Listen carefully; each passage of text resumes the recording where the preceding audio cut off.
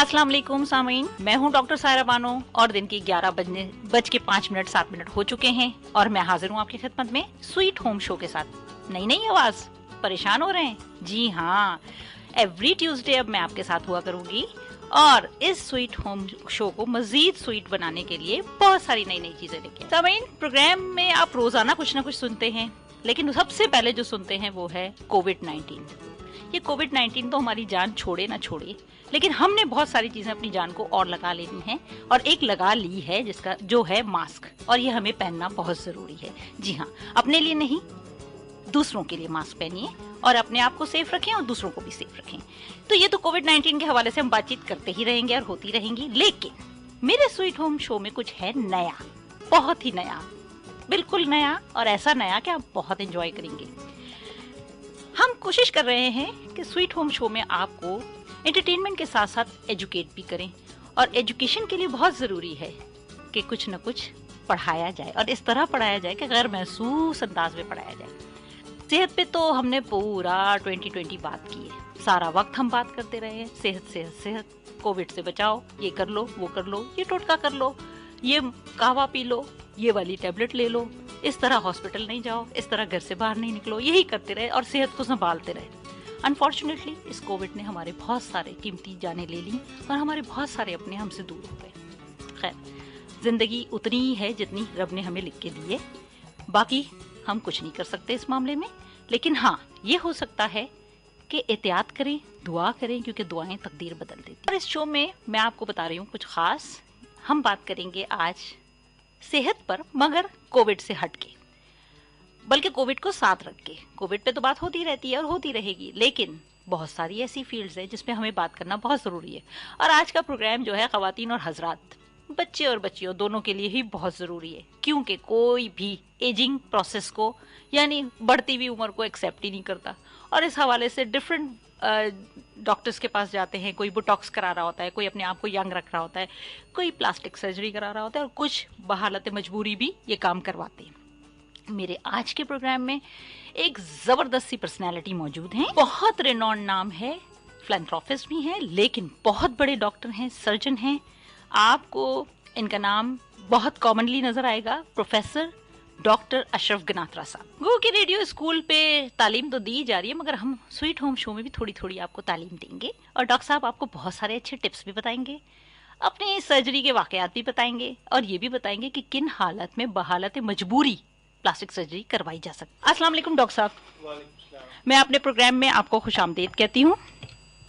बहुत बहुत शुक्रिया आपका कि आपने मुझे यहाँ पे बुलाया और इज्जत दी मुझे। सर, ये हमारे लिए बड़े ऑनर की बात है कि आप हमारे प्रोग्राम में आए, ये FM 101 के लिए बड़े ऑनर की बात है। आपने अपने इतने बिजी शेड्यूल में से हमारे लिए 2 घंटों का टाइम निकाला और हमारे लिसनर्स को वो सारी अपनी प्रैक्टिकल लाइफ और शेयर करेंगे आप। मुझे पता है कि आप जब शेयर करने पे आते हैं तो इतने ऐसे ऐसे राज अफशा करते हैं कि बस आप सुनते रहिए लिसनर्स।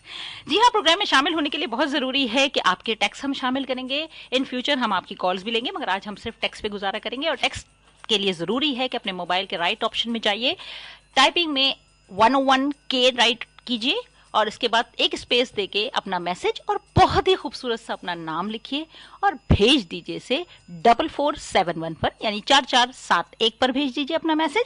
हम इंतज़ार कर रहे हैं। यहाँ प्रोग्राम का आगाज़ अल्लाह ताला के बाबरकत कलाम से करेंगे। बहुत छोटा सा एक पोर्शन में शामिल करूंगी और उसके बाद फौरन से डॉक्टर साहब की तरफ आते। जी लिसनर्स, आ गए हम डॉक्टर साहब की तरफ। डॉक्टर साहब, जबरदस्ती बात ये बताइए कि आपने इस शोबे को क्यों सिलेक्ट किया, क्योंकि ये बड़ा बेसिक सा सवाल है, लेकिन लोग जानना चाहते हैं कि प्लास्टिक सर्जरी तो बहुत मुश्किल है, ये शोबे पे आप कैसे गए?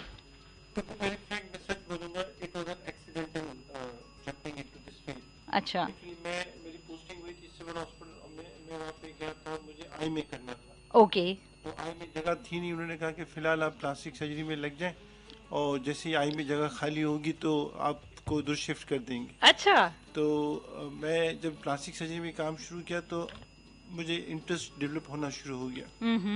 बेसिकली अंडर ग्रेजुएट लेवल पे प्लास्टिक सर्जरी पढ़ाई नहीं जाती, हमें पता ही नहीं था। MBBS मैंने डॉस से किया तो मुझे पता ही नहीं था कि प्लास्टिक सर्जरी में क्या क्या चीज़ें होती हैं। और ये सिनारियो अभी तक चल रहा है कि कई अंडर ग्रेजुएट जो MBBS करते हैं उनको आइडिया नहीं होता कि प्लास्टिक सर्जरी में क्या होता है। सही। तो जब मैंने उधर काम करना शुरू किया, मेरे प्रोफेसर थे प्रोफेसर खालिद महमूद दुरानी। ओके। وہ پاکستان کے پہلے پلاسٹک سرجن تھے 1965 میں. وہ امریکن بورڈ کر کے آئے تھے اور پہلا یونٹ پورے پاکستان میں انہوں نے 2 میڈیکل کالج اور سول ہاسپٹل میں قائم کیا. صحیح 1965 صحیح. میں نے ان کے ساتھ کام کیا 1980. بالکل. گریجولی میرا انٹرسٹ ڈیولپ ہونا شروع ہو گیا. پھر میں نے سوچا کہ اسی فیلڈ میں پوسٹ گریجویشن کروں گا. زبردست. اس زمانے میں پلاسٹک سرجری میں ایف سی پیس نہیں ہوتا تھا. ہاں. اور تو ایم ایس ہوتا تھا, ماسٹرز آف سرجری. اچھا. وہ میں نے کیا 92 میں. ہاں. اس کے بعد سے پھر میں کنسلٹنٹ بن گیا. صحیح صحیح. کیا بات ہے. دیکھیں ایسے کہتے ہیں اللہ تعالیٰ جو کرتے ہیں بہتر کرتے ہیں نا. ہمارے رب جو ہمیں 70 ماہوں سے زیادہ پیار کرتے ہیں, یقیناً انہوں نے آپ کے لیے ایسا بہتر. کبھی آپ نے سوچا تھا جب آپ آئی میں جاتے تو اتنا, شاید اب جب آپ دیکھتے ہوں گے تو اتنا بوم ماشاءاللہ آپ کا نام کہیں چلتا ہوا رکشا دیکھو, کٹے ہون کٹے تالو, ڈاکٹر اشرف گناترا. پھر کسی بھی ہاسپٹل میں چلے جاؤ تو اشرف گناترا صاحب کا بینر لگا ہوا ہوتا ہے. اسپیشلی جو جنرل ہاسپٹلز ہوتے ہیں یا کمیونٹی کے ہاسپٹلز ہوتے ہیں, وہاں ویورز آپ کو زیادہ یہ چیز دیکھنے کو ملے گی کہ اشرف گناترا صاحب کا نام بہت کامنلی لگا ہوتا ہے. اور اسپیشلی آپ کو ویسے تو پلاسٹک سرجن کے حوالے سے ہم جانتے ہیں, لیکن زیادہ تر آپ کا جو فوکس ایریا رہا ہے وہ میرا خیال ہے کلیفٹ لفٹ اور کلیپ پیلٹ پہ زیادہ ہے. تو ان کو آپ نے زیادہ فوکس کیا, اور کیوں کیا؟ ایسے چھوٹے چھوٹے بچوں کو آپ کیسے ٹریٹ کر لیتے ہیں سر؟ بیسیکلی جب پلاسٹک سرجری میں کام شروع کیا تو یہ دیکھا کہ 2-3 پرابلمس ایسے ہیں جو کافی پور اور انڈر پریولیج مریض جو ہوتے ہیں ان کے ساتھ لگے ہوئے ہیں, جس میں ایک کٹا ہونٹ کٹا تالو تھا, کلیفٹ لپ کلیفٹ پیلٹ, ایک پوسٹ بون کانٹریکچر جو جلنے کے بعد کے حصے سکڑ جاتے ہیں, اور تیسرا برنز. تو اس میں سے جو میں نے کام شروع کیا تو میں نے دیکھا کہ کلیفٹ لپ کلیفٹ پیلٹ کے جو پیشنٹ زیادہ تر غریب ہوتے ہیں, نان افورڈنگ ہوتے ہیں, اور جو لوگ سرجری کرتے ہیں وہ کافی انیکسپیرینسڈ ہوتے ہیں اور بہت فضل ٹراما کر دیتے ہیں.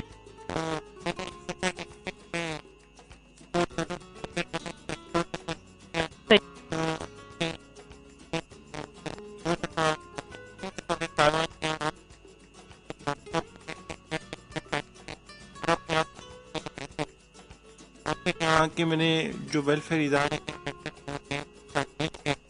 آپ کو پتا ہے کہ کافی کراچی میں لوگ پیسے دینے کے لیے تیار ہیں اگر ان کو یہ یقین ہو جائے کہ آپ ایمانداری سے کام کر رہے ہیں. بالکل بالکل. تو اللہ کا شکر ہے کہ لوگوں نے بھروسہ کیا اور ہم نے یہ کام شروع کیا کٹے اور کٹے تالو کا.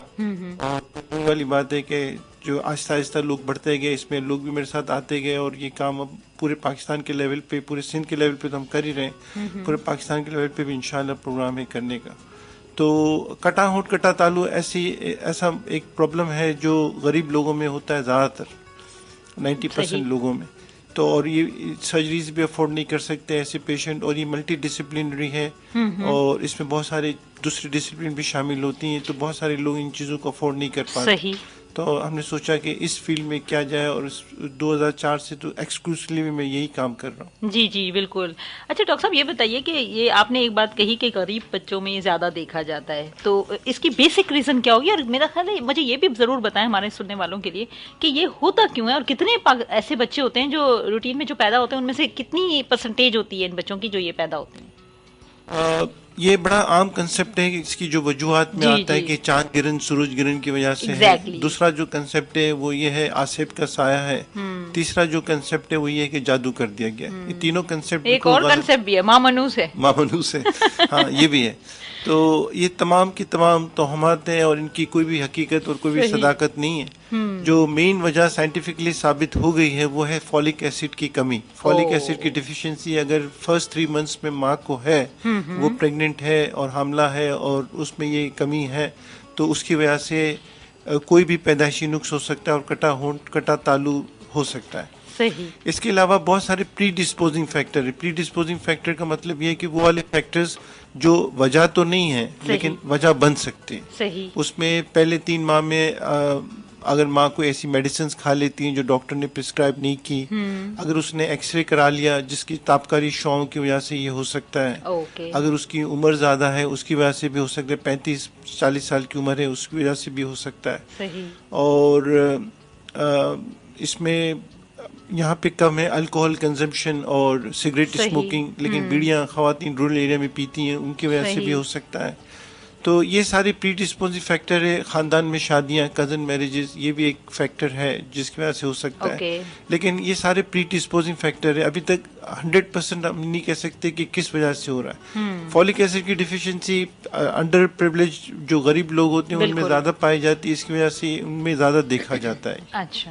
اور خاندان میں شادیاں وہ بھی ایک فیکٹر ہے. صحیح.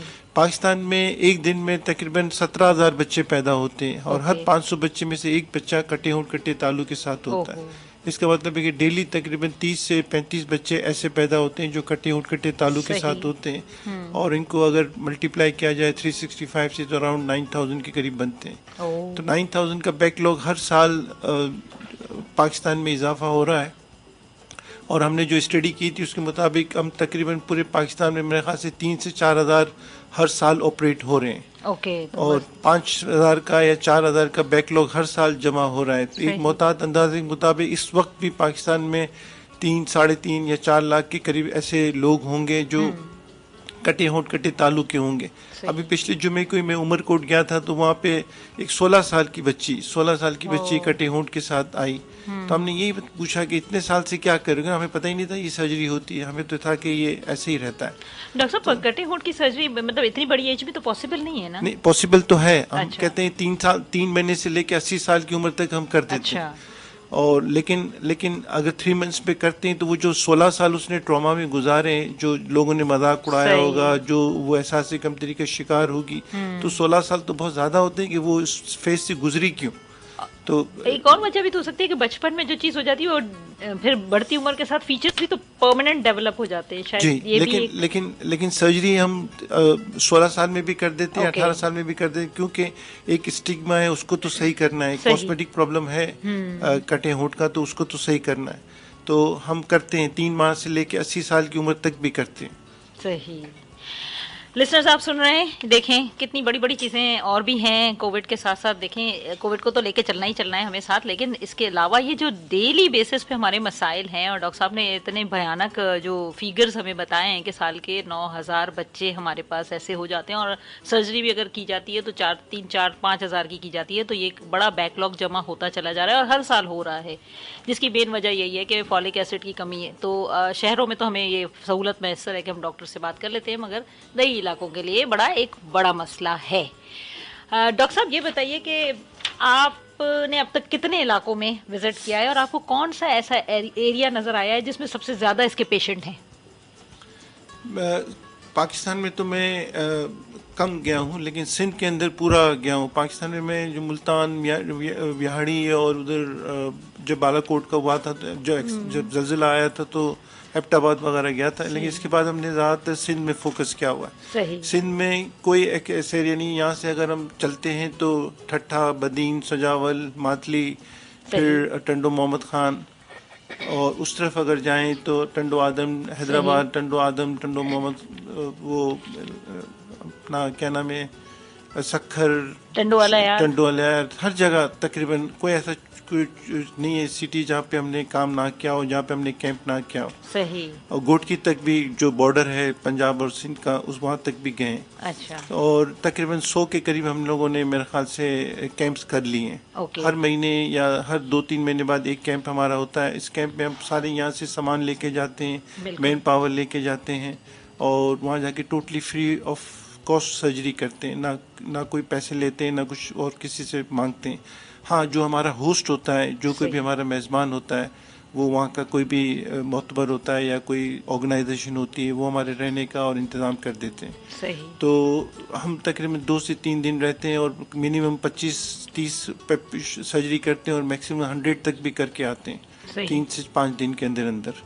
اور یہ سلسلہ ہمارا 2004 سے شروع ہے, اور ابھی تک اللہ کا شکر ہے ہم تقریباً میرے خیال سے 5,000 کے قریب تو پیشنٹ ہم نے کیمپ میں آپریٹ کر دیے ہوں گے. اور تقریباً اتنے ہی پیشنٹ ہم نے یہاں پہ کراچی میں بھی جو ہمارا کام چل رہا ہے المصطفیٰ میڈیکل سینٹر میں, وہاں پہ بھی تقریباً اتنے ہی مریض ہم نے پچھلے 10 سالوں میں 13 سالوں میں کر دیے. ماشاء اللہ ماشاء اللہ, اللہ تعالیٰ آپ کو بہت جزائے خیر بھی دے اور ہمت طاقت دے کہ آپ اور اس سے زیادہ کام کر سکیں. آپ کا یہ سوال کہ آپ نے یہ دوسرا سوال پوچھا تھا کہ کہاں سب سے زیادہ دیکھیں گے, ہم نے یہ سب سے زیادہ یہ جو پٹی ہے اس کی سانگڑ وغیرہ کی, وہاں پہ ہم نے زیادہ دیکھے. somehow I don't know کیوں, وہاں پہ زیادہ ہیں. اچھا. تو یہ بھی لوگ مجھ سے پوچھتے ہیں کہ بھائی جو پاکستان میں 4 ایتھنک یا 5 ایتھنک گروپس ہیں کہ پشتو اسپیکنگ ہے, پٹھان ہے, ماجر ہیں, سندھی ہے, پنجابی ہے, بلوچ ہے, کس میں زیادہ پایا جاتا ہے. صحیح. تو یہ بھی ہم نے اسٹڈی کی ایک دور میں جب میں تھا, تو ہمیں کوئی فرق نہیں لگا. ہمیں یہ لگا کہ سب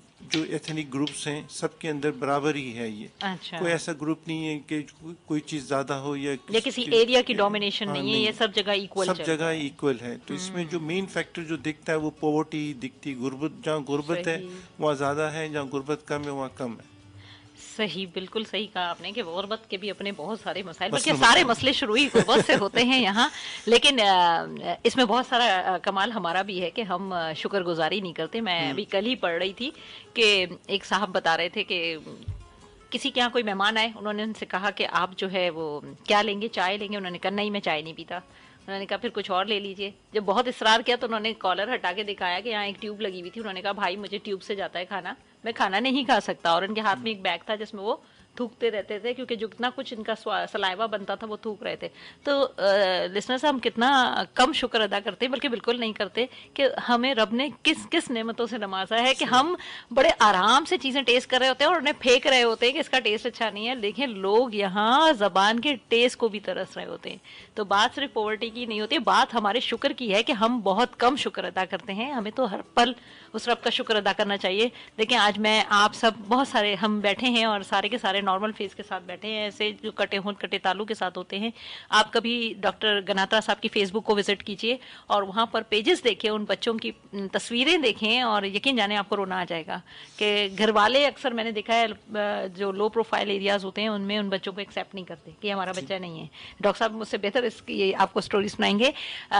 پروگرام میں ہم آپ کے میسیجز شامل کریں گے, لیکن ابھی ہم پروفیسر ڈاکٹر اشرف گناترا صاحب ہم بات کر رہے ہیں پلاسٹک سرجری پہ, اور ابھی تو ہم نے بہت ایک ہی سیکشن پہ بات کی ہے. آپ ماشاءاللہ ڈاکٹر صاحب کی تو بہت ساری جو ہے ملٹی ڈائمینشنل جو ہے ان کی اسکلز ہیں, اور ان میں ہم بہت ساری ایسی بھی باتیں کریں گے جو آپ لوگوں کے لیے بہت زیادہ انٹرسٹنگ ہوگی, اسپیشلی خواتین کے لیے, کیونکہ خواتین ہماری بہت شوقین ہوتی ہیں کہ وہ جو ہیں بہت خوبصورت نظر آئیں, جس کے لیے وہ بڑی کوششیں کرتی ہیں. کبھی بوٹاکس کراتی ہیں, کبھی یہ کراتی ہیں, کبھی وہ کراتی ہیں. اور ہمارے مرد حضرات بھی اسپیشلی آج کل ہیئر فال, چاہے خواتین ہوں یا حضرات, ان کے ہیئر فال کے بڑے مسائل رہتے ہیں, اور اس میں وہ ٹرانسپلانٹ بھی کرواتے ہیں اور PRP بھی کراتے ہیں اور پتہ نہیں کیا کیا کرواتے ہیں. اور ہم آپ کی بات ابھی ڈاکٹر صاحب سے کروا رہے ہیں اور آپ سنیں گے کہ ڈاکٹر صاحب کیا کیا کچھ اور کرتے ہیں آپ کو خوبصورت بنانے کے لیے. لیکن یہاں ہم پروگرام میں ہمارے فیس بک پیج پر کچھ میسیجز ہیں.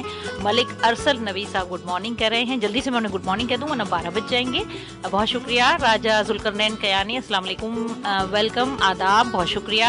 فضل کاکر السلام, اور to all listener good morning, have a nice lovely day, nice show, we are listening you in Quetta. Thank you so much Fazal, آپ نے اپنا بہت قیمتی وقت ہمیں دیا اور آپ یہ شو سن رہے ہیں.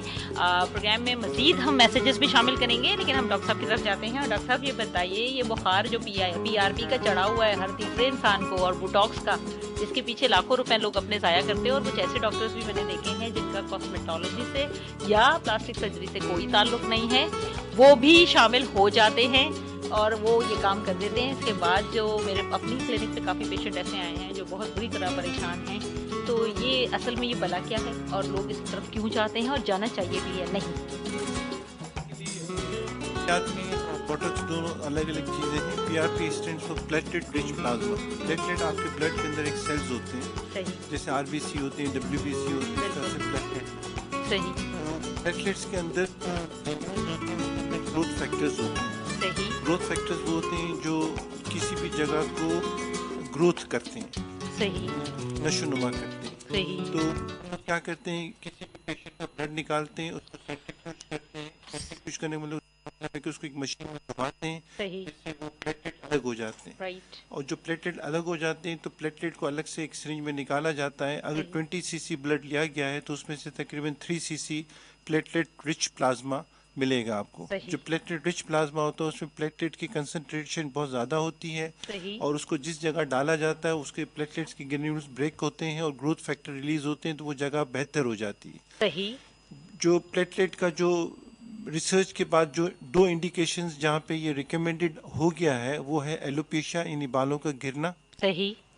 یا بال جہاں پر ہیں وہاں پہ ان کی جو گروتھ، ان کے ہیئر فولیکلس ہیں ان کو بہتر کرنا. اور دوسرا ہے ایجنگ فیس. ایجنگ فیس کا مطلب ہے کہ جہاں جہاں پہ عمر کے بڑھنے کے ساتھ جو اثرات ہو رہے ہیں ان کو بہتر کرنا. تیسرا جو آرتھوپیڈک سرجری کے اندر اس کی انڈیکیشنز جو کافی پاپولر ہو رہی ہے وہ ہے نی جوائنٹ جو پینز ہوتے ہیں یا مختلف جگہوں پہ جو اسپرینز ہو جاتے ہیں، موچ آ جاتی ہیں، ان جگہوں پہ بھی پی آر پی لگایا جاتا ہے اور اس کے اچھے اثرات دیکھے گئے ہیں. لیکن پیورلی پی آر پی کو کاسمیٹک پرپزز کے لیے یوز کرنا، ان نیسیسری یوز کرنا وہ ریکمینڈڈ نہیں ہے. اور جو فائدے نقصان ہوتے ہیں وہ بھی اس کے ایز سچ اس کا کوئی نقصان نہیں ہوتا ہے، لیکن پیسہ ضائع ہوتا ہے. اور جو بعض دفعہ یہ ہوتا ہے کہ فائدہ کوئی نہیں ہوتا، ایک مہینے بعد 2 مہینے بعد آپ ریپیٹ کرا رہے ہوتے ہیں اور پیسے ضائع ہو رہے ہوتے ہیں. بوٹکس اس کے برعکس بالکل ایک ڈفرینٹ چیز ہے. بوٹکس کیا ہے؟ بوٹیلیم ٹاکسین ہے، ایک طرح سے ایک زہر ہے جو مسلس کو پیرالائز کر دیتی ہے. تو جو رنکلز پروڈیوس ہوتی ہیں، جو جھریاں چہرے پہ آتی ہیں، اس کی پیتھولوجی یہ ہے کہ اندر نیچے کے جو مسلز ہیں وہ ہائپر ڈائنامک ہوتے ہیں، زیادہ ایکٹ کر رہے ہوتے ہیں. تو ان کو انجیکٹ کیا جاتا ہے بوٹیلیم ٹاکسین کو اور مسل کو پیرالائز کیا جاتا ہے. جب مسل پیرالائز ہوتا ہے تو اوپر جو جلد پہ لکیریں بن رہی ہوتی ہیں وہ غائب ہو جاتی ہیں. بوٹیلیم ٹاکسین کا افیکٹ بھی 1 مہینے سے 3 مہینے تک رہتا ہے، اور اگر زیادہ لگ جاتا ہے تو مسل ٹوٹلی پیرالائز ہو جاتا ہے اور کافی عرصے بعد ٹھیک ہوتا ہے. لیکن اچھی بات یہ کہ ساری کی ساری چیزیں ریورسیبل ہے. بوٹکس میں یہ چیز ہے کہ ریورس ہو جاتی ہے، اور پی آر پی کا اگر فائدہ نہیں ہوتا تو ایسا کوئی نقصان بھی نہیں ہوتا. اس لیے بہت سارے لوگ ڈینٹل سرجن بھی اور بہت سارے ٹیکنیشینز بھی اور بہت سارے M B B S doctors بھی اس فیلڈ میں گھس گئے ہیں، اپنے آپ کو کاسمیٹولوجسٹ کہنے لگے. تو کاسمیٹولوجسٹ ایز سچ کوئی ٹرمینالوجی نہیں ہے میڈیکل کی. اس میں ہماری اسپیشلٹیز کے اندر پلاسٹک سرجری ایک اسپیشلٹی ہے. کالج آف فزیشین سرجن بھی پلاسٹک سرجری میں FCPS کراتی ہے، اور پلاسٹک سرجن کا ہی کام ہے کہ وہ ریکنسٹرکٹیو سرجری کرے، اور پلاسٹک سرجن کا ہی کام ہے کہ وہ کاسمیٹک سرجری کرے اور کاسمیٹک کام کرے. ریکنسٹرکٹیو سرجری کا مطلب یہ ہے کہ کوئی چیز موجود نہیں ہے، اس کو ہم بنا رہے ہیں، تو وہ ریکنسٹرکٹیو سرجری ہے. جیسے کسی کی ناک کٹ گئی، پوری کی پوری ناک کٹ گئی، ہم نے اس کو ناک بنا دیا، تو وہ ریکنسٹرکٹیو سرجری ہے، ریکنسٹرکٹیو پلاسٹک سرجری. اور کاسمیٹک پلاسٹک سرجری کیا ہے کہ کسی کی ناک موجود ہے یا کان موجود ہے، لپ موجود ہے، ان کو وہ اور بہتر کرنا چاہتا ہے اپنے حساب سے. سپوز وہ ناک کا ٹپ کو بہتر کرنا چاہ رہا ہے، یا ناک کے جو اوپر کا ہمپ ہے اس کو صحیح کرانا چاہ رہا ہے، تو وہ اس کو اگر ہم صحیح کرتے ہیں تو وہ کاسمیٹک رائنوپلاسٹی کہلاتی ہے. وہ ایک ضرورت کے علاوہ چیز ہو گئی، وہ ضرورت کے علاوہ چیز ہے، اور ایک اپنی مرضی سے اپنی خواہش کے حساب سے کر رہے ہوتے ہیں. صحیح. تو وہ کاسمیٹک سرجری کہلاتی ہے. کتنی عجیب بات ہے نا، ہم قدرت کے کسی فیصلے سے خوش نہیں ہوتے. اگر ہم خوش ہو جائیں تو کیا بات ہے نا. شکرانے نعمت ہونا چاہیے کہ آپ کا ناک تو ہے، بجائے اس کے کہ آپ اس سے بھی محروم ہو. جی ڈاکٹر صاحب. اچھا ڈاکٹر صاحب یہ بتائیے کہ ایک تو آپ یہ ساری چیزیں آپ نے بتائیں، برنس پہ جب ہم بات کرتے ہیں، اور میرا ایک دفعہ پہلے بھی آپ سے میں نے یہ سوال کیا تھا کہ اکثر فلموں اور ڈراموں میں دکھاتے ہیں کہ پٹی باندھی، بندہ لیٹا، بندہ اٹھا، پھر پٹی کھلی تو وہ جی پوری شکل ہی بدل گئی. تو اتنی تو جلدی میرا خیال ہے یہ پروسیجر نہیں ہوتا. پلس اس پروسیجر سے ڈاکٹر تو خیر سفر کرتے ہیں اس لیے کہ وہ کام کر رہے ہوتے ہیں، مگر جو پیشنٹ سفر کر رہا ہے کچھ وہ بھی اسٹوری ہمیں شیئر کریں آپ. ایکچولی یہ بڑا مسکنسیپٹ ہے کہ پلاسٹک سرجری میں شکلیں بدل جاتی ہیں، پلاسٹک سرجری سے رنگ گورے ہو جاتے ہیں، پلاسٹک سرجری سے موٹا آدمی دبلا ہو جاتا ہے. یہ مسکنسیپٹس ہیں، متس ہیں. اب ان مسکنسیپٹس کو جو سپورٹ ملتی ہے وہ ڈیفینیٹلی میڈیا سے اور کسی نہ کسی سے مل رہی ہوتی ہے. میں جو ڈیوائڈ کرتا ہوں نالج اور انفارمیشن کو الگ الگ ڈیوائڈ کرتا ہوں. میرا یہ خیال ہے کہ انفارمیشن الگ چیز ہے، نالج الگ چیز ہے. انفارمیشن کا مطلب ہے کہ آپ کو یہ پتا ہے کہ آج دن ہے، لیکن نالج یہ ہے کہ دن کیوں ہے. تو لوگوں کو انفارمیشن تو ہے، اب وہ اس انفارمیشن کو ڈفرینشیٹ نہیں کر پاتے کہ یہ جو انفارمیشن ان کے پاس موجود ہے وہ انفارمیشن ہے یا مس انفارمیشن ہے. ان کو صحیح غلط کا پتہ نہیں ہوتا، لیکن نالج ہوتی ہے تو پھر دونوں چیزوں کا پتہ ہوتا ہے کہ یہ انفارمیشن ہے اور یہ نالج. اور تیسری چیز جو اس کے اوپر آتی ہے وہ ہے وزڈم. یعنی اگر آپ کو یہ پتا ہے کہ جو ٹومیٹو ہے وہ فروٹ ہے، بالکل، لیکن آپ کبھی بھی ٹومیٹو کو فروٹ سیلڈ میں یوز نہیں کرتے، دیٹ از اے وزڈم. سالن میں ڈالتے ہیں. لیکن ٹماٹو، یہ نالج ہے کہ ٹماٹو فروٹ ہے، دیٹ از اے نالج. جو عام لوگوں کو نہیں پتا ہے. لیکن لوگوں کو پتا ہے کہ ٹماٹر ہوتا ہے, سبزی ہوتی, لیکن اس کو فروٹ سیلیڈ میں یوز نہیں کرنا, دیٹ از دا وزڈم. تو لوگوں کو یہ چیزیں پتہ چل جاتی ہیں, شکلیں بدل جاتی ہیں, یہ موٹا دبلا ہو جاتا ہے, گورا کالا ہو جاتا ہے, پھر ایگزامپلز ان کے سامنے ہیں. اب میں کوئی آتا ہے میرے پاس کالا آدمی, کہتا ہے مجھے گورا کر دیں, زیادہ تر بچیاں آتی ہیں, تو ہم کہتے ہیں نہیں ہو سکتا, مائیکل جیکسن ہو گیا. موٹا پہ وہ کہتے ہیں کہ بھائی میں کہتا ہوں یہ ممکن نہیں ہے, تو کہتے ہیں عدنان سمیع ہو گیا. اس ٹائپ کے ایگزامپلز ہیں, لیکن وہ ایگزامپلز جو ہیں لوگوں کو نہیں پتا انہوں نے کیسے کیا ہے, وہ جو چیزیں جس پروسیس سے وہ گزرے ہیں وہ کیسے کی. جیسے موٹاپے کے لیے بیریٹک سرجری ہے, بیریٹک سرجری میں اسٹمک کا ایک پارٹ نکال دیا جاتا ہے, اس سے وزن کم ہوتا ہے, پھر وزن کم ہوتا ہے تو پھر کاٹ کے ایکسس چربی کو نکالا جاتا ہے. دیٹس اے لانگ پروسیجر اور ڈفرینٹ پروسیجر. تو یہ مسکنسیپٹ کیسے ختم ہو یہ مجھے نہیں پتا ہے, لیکن اس کا یہی ایک طریقہ ہے جو ہم کر رہے ہیں کہ نالج لوگوں کو دیں, لوگوں کو بتائیں, اور صحیح ایکسپرٹ لوگ آ کے بتائیں. تو ہے, میں کئی ٹی وی کے پروگرام میں بھی گیا ہوں, میں نے یہ کہا ہے کہ جل جائے تو فوری طور پر پانی ڈالیں, تو لوگ نہیں سنتے. لیکن لوگ یہ ضرور سنتے ہیں کہ آٹا ڈالیں, ٹوتھ پیسٹ لگائیں, یا بلو دوائی لگائیں, لال دوائی, وہ ضرور سنتے ہیں لوگ. کوئی بھی سیلیبریٹی کوئی بھی آ کے یہ کہہ دیتا ہے تو وہ اس کی سن رہے ہوتے ہیں. معذرت کے ساتھ, جیسے بجیا تھیں, وہ نام بھول گیا ہوں, ہاں زبیدہ آپا, ان کے ٹوٹکے کافی مشہور تھے, اور کئی جگہ پہ لوگ اس کو یوز کرتے ہیں. ہمارے یہاں پہ یہ بڑا مسکنسیپٹ ہے کہ ٹوٹکے میں زیادہ وہ ہے اور میڈیسن کی طرف نہ جائیں, سم ہاؤ یہ ہے مسئلہ. تو ہمیں لوگوں کو اویئر کرنا پڑے گا, اور یہ اس ٹائپ کے پروگرام جو آپ کر رہی ہیں ماشاءاللہ, اسی ٹائپ سے بہتری آئے گی معاشرے میں آہستہ آہستہ. جو لوگ بھی سن رہے ہوں گے اور سن کے پھر بھروسہ بھی کریں. لوگ یہی بھی مسئلہ ہے کہ لوگ سن تو لیتے ہیں, لیکن ان کا یہ ہوتا ہے کہ بھئی ایکسپرٹ جو کہہ رہا ہے وہ صحیح نہیں ہے, اور جو دوسرا بندہ کہہ رہا ہے وہ صحیح ہے. تو لوگوں کو یہ سمجھنا چاہیے, کہ سامعین کو سمجھنا چاہیے کہ جو ہم ایکسپرٹ ہیں, جو پلاسٹک سرجری کے متعلق جو بھی ہم بتائیں گے وہ بہتر ہوگا. لیکن اگر مجھ سے آپ کارڈک سرجری کا پوچھیں گے یا آئی سرجری کا پوچھیں گے تو میں صحیح آدمی نہیں ہوں. بھلے میں ڈاکٹر ہوں, بھلے میں پروفیسر ہوں, لیکن میں اس چیز کے لیے صحیح آدمی نہیں ہوں. تو جو ایکسپرٹ ہے کارڈک سرجری کے لیے آپ کارڈک سرجن سے پوچھیں, آئی کی سرجری کے لیے آئی سے پوچھیں. ایک ڈاکٹر سے ساری چیزیں ایکسپیکٹ نہ کریں. جو ہمارا ایک فیملی فزیشین ہوتا ہے وہ ہر چیز بتا رہا ہوتا ہے, اس کو پتہ کچھ نہیں ہوتا. تو یہ بھی بڑا مسئلہ ہے ہمارے یہاں.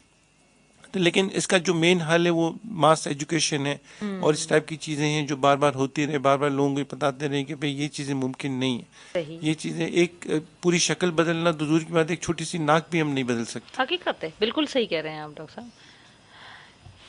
واقعی یہ بڑا الارمنگ ہے یہ, کیونکہ اس چکر میں جو ہے بہت سارے لوگ اپنی جیبیں تو بھر رہے ہیں, لیکن لوگوں کا بڑا بیڑا غرق ہو رہا ہے. اور میرے پاس کافی ایسے کیسز بھی آ رہے ہیں جو بہت پریشان ہیں.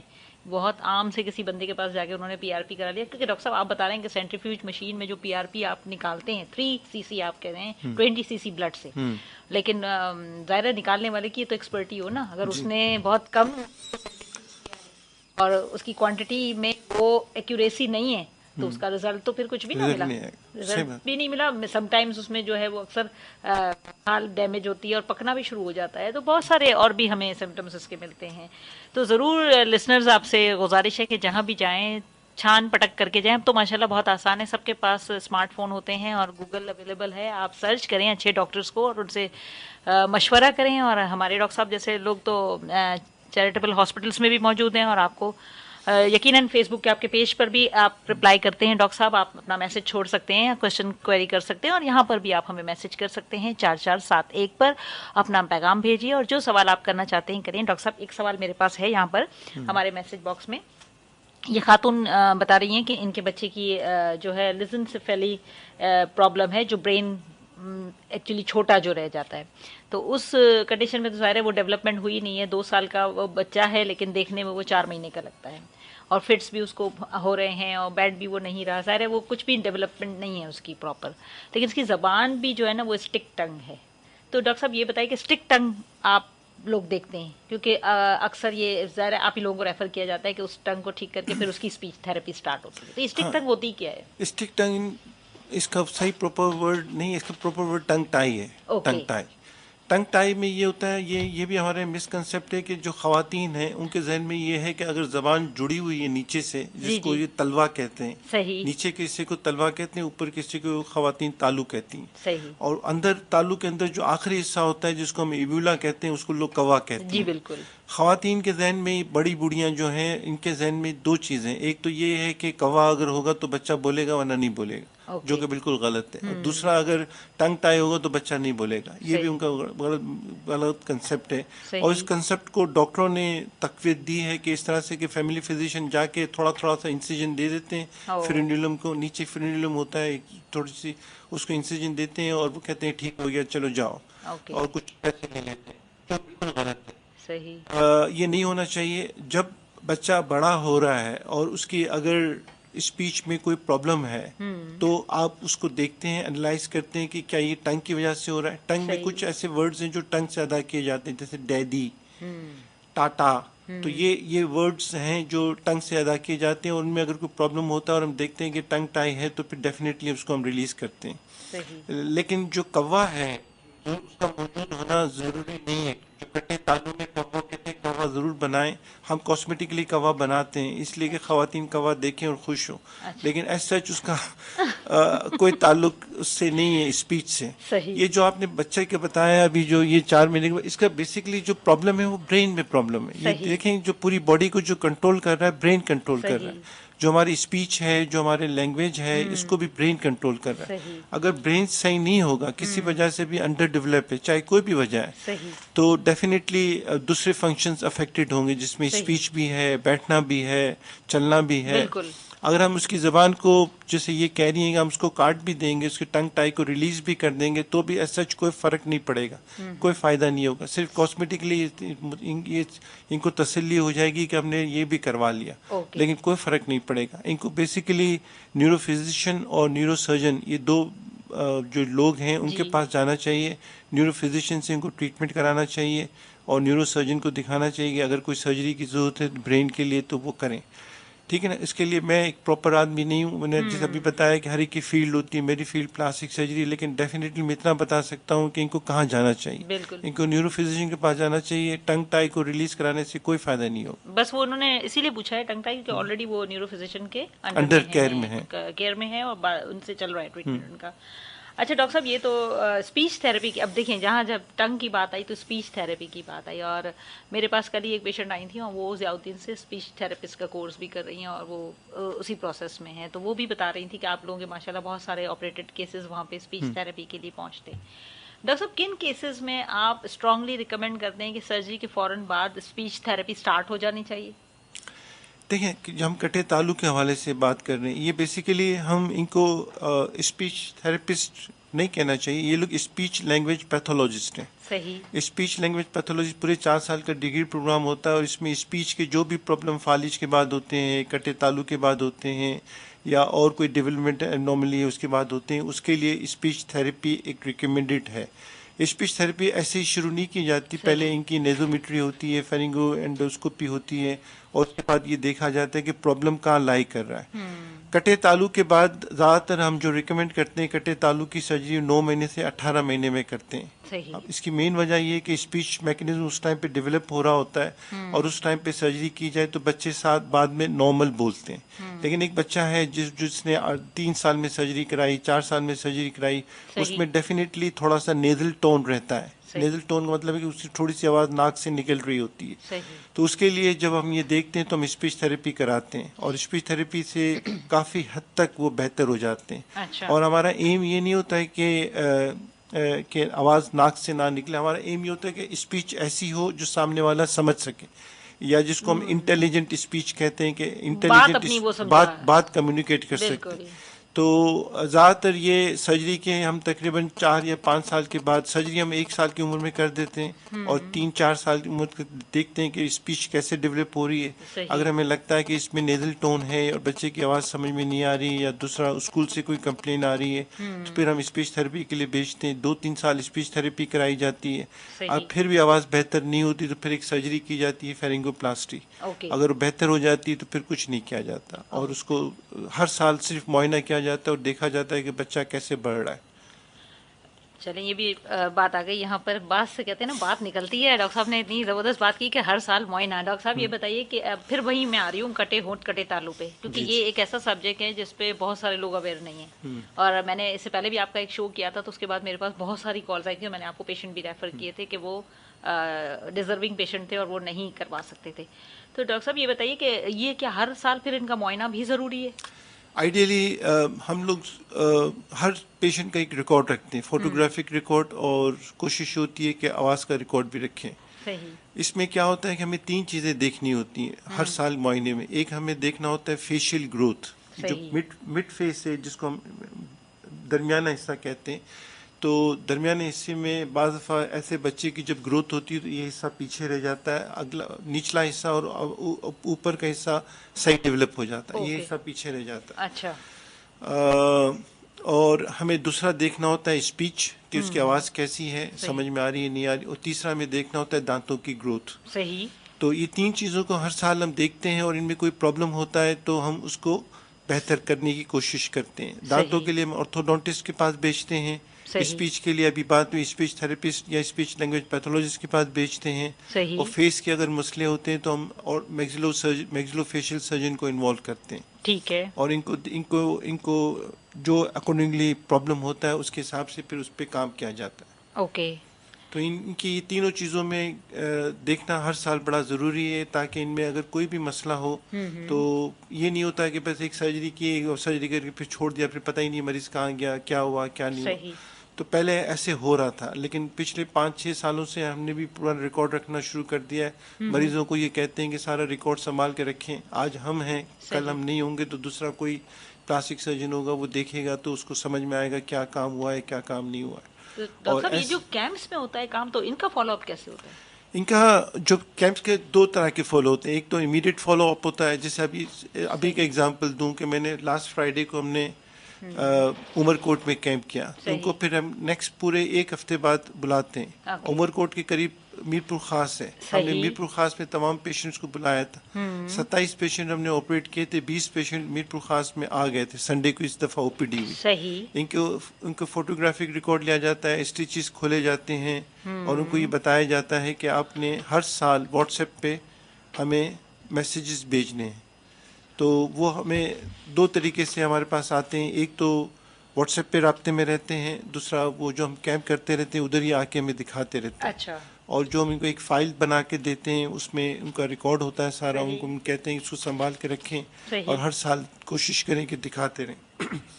انٹیریئر سندھ میں تھوڑا سا مسئلہ ہے کہ پیشنٹ اتنا کمپلائنس اچھا نہیں ہے، اور واقعی آتے نہیں ہیں، لیکن ان میں سے کئی کو ہم ٹیچ کر رہے ہیں، بتا رہے ہیں، ایجوکیٹ کر رہے ہیں کہ بھائی یہ آپ کرو تو آپ کے لیے فائدہ مند. تو دیکھیں میرے خیال سے over a period of time ایسا چیزیں بہتر ہوں. انشاءاللہ تعالیٰ ظاہر ہے اتنی اویئرنیس ہوئی تو پھر آگے انشاءاللہ یہ بھی اویئرنیس ہوگی. اور میں اس لیے فالو اپ کا سلسلہ پوچھ رہی تھی کہ جو آپ نے بتایا کہ ڈیولپمنٹ جو ہے کچھ حصے کی ڈیولپ نہیں ہوتا، اور وہ جو اپر فیس کا حصہ ہے تو اس کو پھر ظاہر ہے ایک پھر وہی شکل میں ایک چینج آ جائے گا نا وہ بھی. تو اس وجہ سے میں آپ سے پوچھ رہی تھی.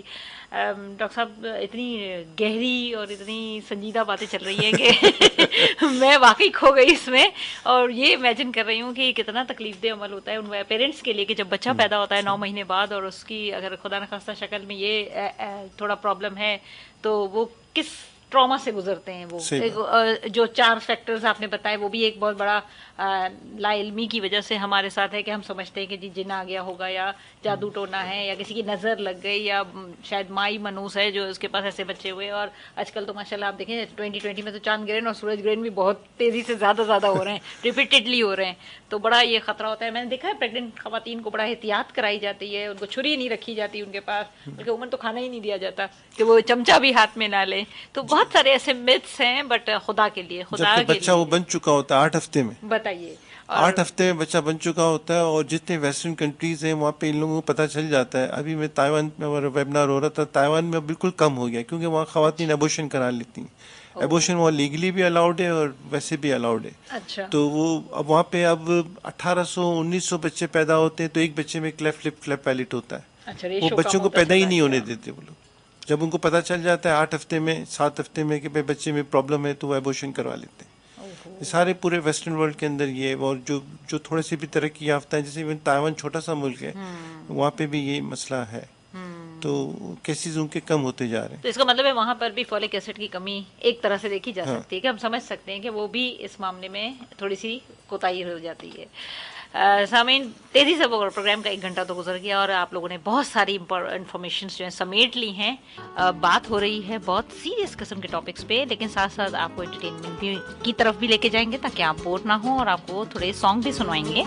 لیکن جہاں بات ٹاپک اتنا سیریس ہو اور کام کی باتیں ہوں اور اتنے بڑے پرسنالٹی ہمارے ساتھ موجود ہو، تو ہم کوشش کریں گے کہ زیادہ سے زیادہ ان کی موجودگی کا فائدہ اٹھائیں.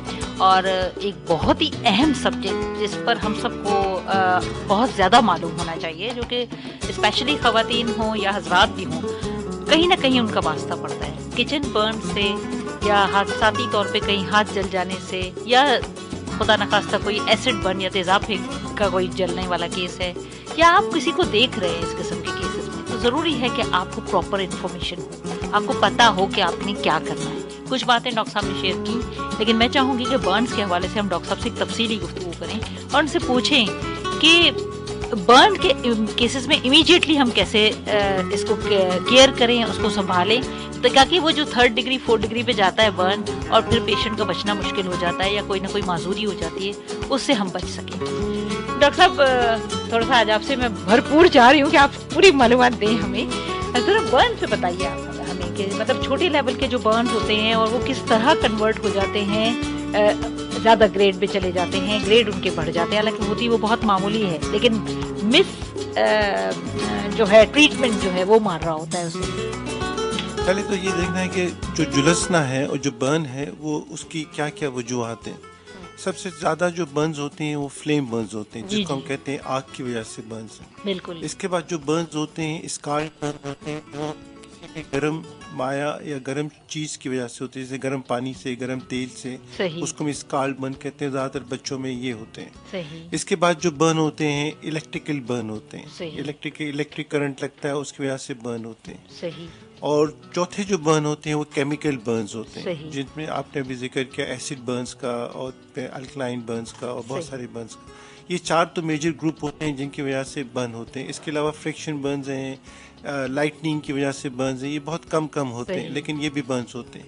تو زیادہ تر 70% جو ہمارے پاس برنز آتے ہیں وہ فلیم برنز ہوتے ہیں، اور تقریباً 20% جو ہیں وہ اسکالڈ برنز ہوتے ہیں، اور 5% کیمیکلز برن ہوتے ہیں. کیمیکل برنز اور ایسڈ برنز کا جو تناسب ہے وہ کافی کم ہے، لیکن جب جلتے ہیں تو بہت زیادہ جلتے ہیں.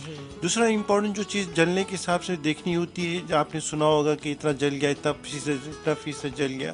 تو 2 چیزیں امپورٹنٹ ہیں، ایک تو پرسنٹیج آف برنز کہ کتنا فیصد جلا ہوا ہے، اور دوسرا ڈیپتھ آف دا برن کہ کتنا گہرا جلا ہوا ہے. ٹھیک ہے.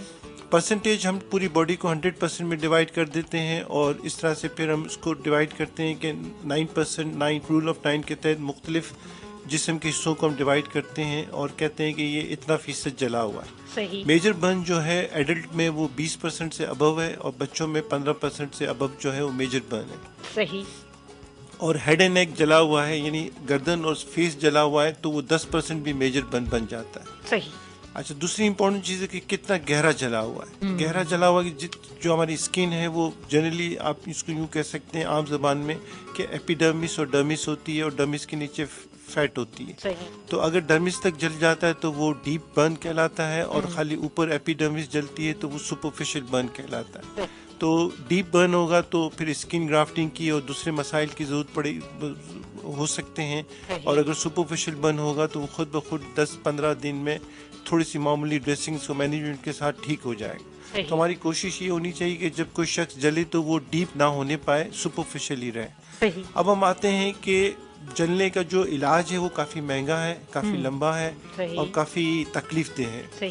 اور اس میں دونوں طرف سے پیشنٹ بھی سفر کرتے ہیں، ڈاکٹر بھی سفر کرتے ہیں، پیرامیڈیکل اسٹاف بھی سفر کرتا ہے کہ وہ خود اتنی محنت کرنے کے باوجود بھی پیشنٹ اگر ایکسپائر ہو جاتا ہے تو ڈپریشن کا شکار ہوتے ہیں، اور پھر ان میں موٹیویشن کم ہو جاتی ہے. تو ضروری یہ ہے کہ برنز کا جو علاج ہے وہ پریکاشنز میں ہو، احتیاط میں ہو. اور پوری دنیا کے اندر اتنی زیادہ احتیاطیں کی جانے لگی ہیں کہ وہ برنز کی انسیڈنٹ ہی اتنے کم ہو گئے. اچھا. ہاں، کافی کم ہو گئے برن کے انسیڈنٹ دنیا کے اندر، لیکن پاکستان میں ابھی भी बर्न एक मेजर नॉन कम्युनिकेबल डिजीज का एक वो है जो मोर्टेलिटी करता है।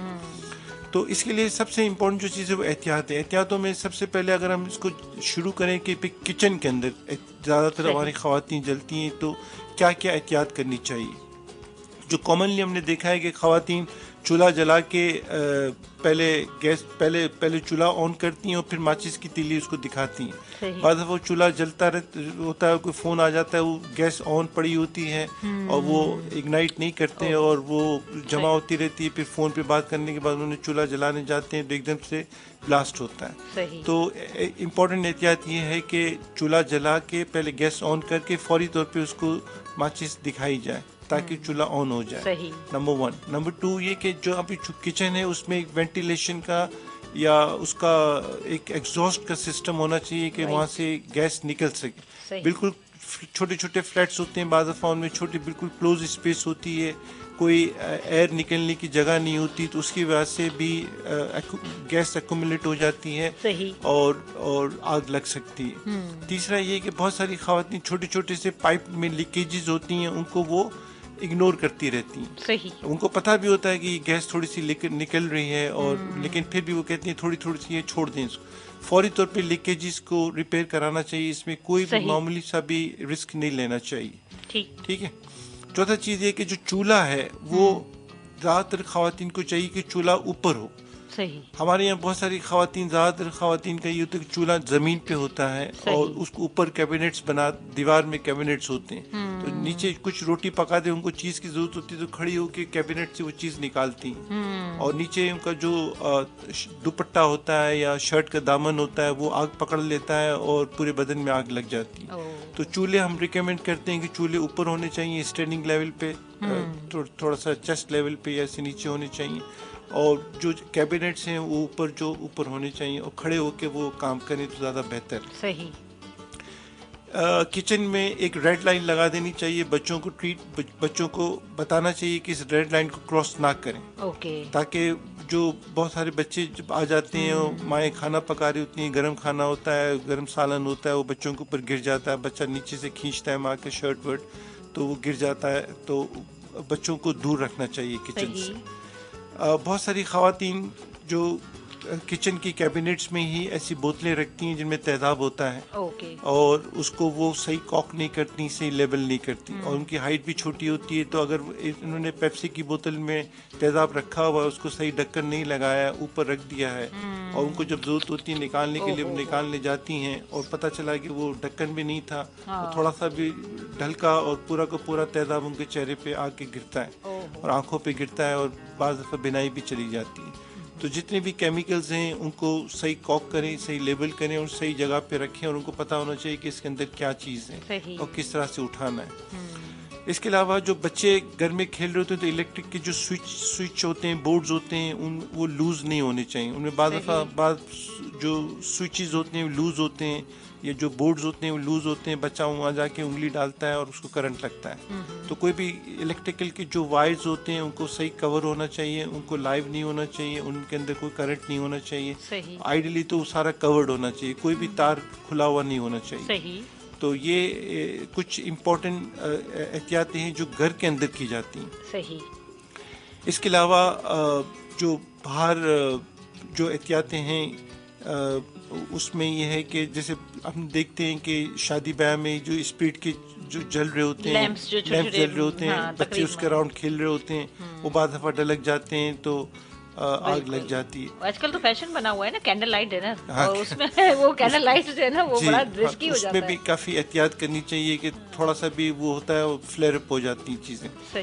तो ये कुछ हैं चीजें जिनको अगर फॉलो करें तो काफी हद तक बर्न के इंसिडेंट्स कम हो सकते हैं। बिल्कुल।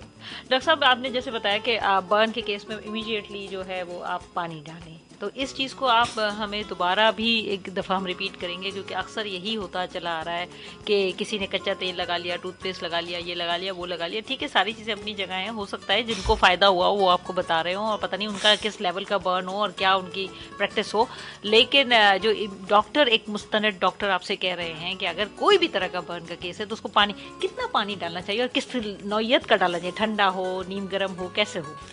یہ اب ہم آ جاتے ہیں فرسٹ ایڈ پہ. اس کو ہم کہتے ہیں فرسٹ ایڈ. اگر ایک دفعہ کوئی شخص جل گیا ہے تو اس کو فرسٹ ایڈ کیا کیا جائے.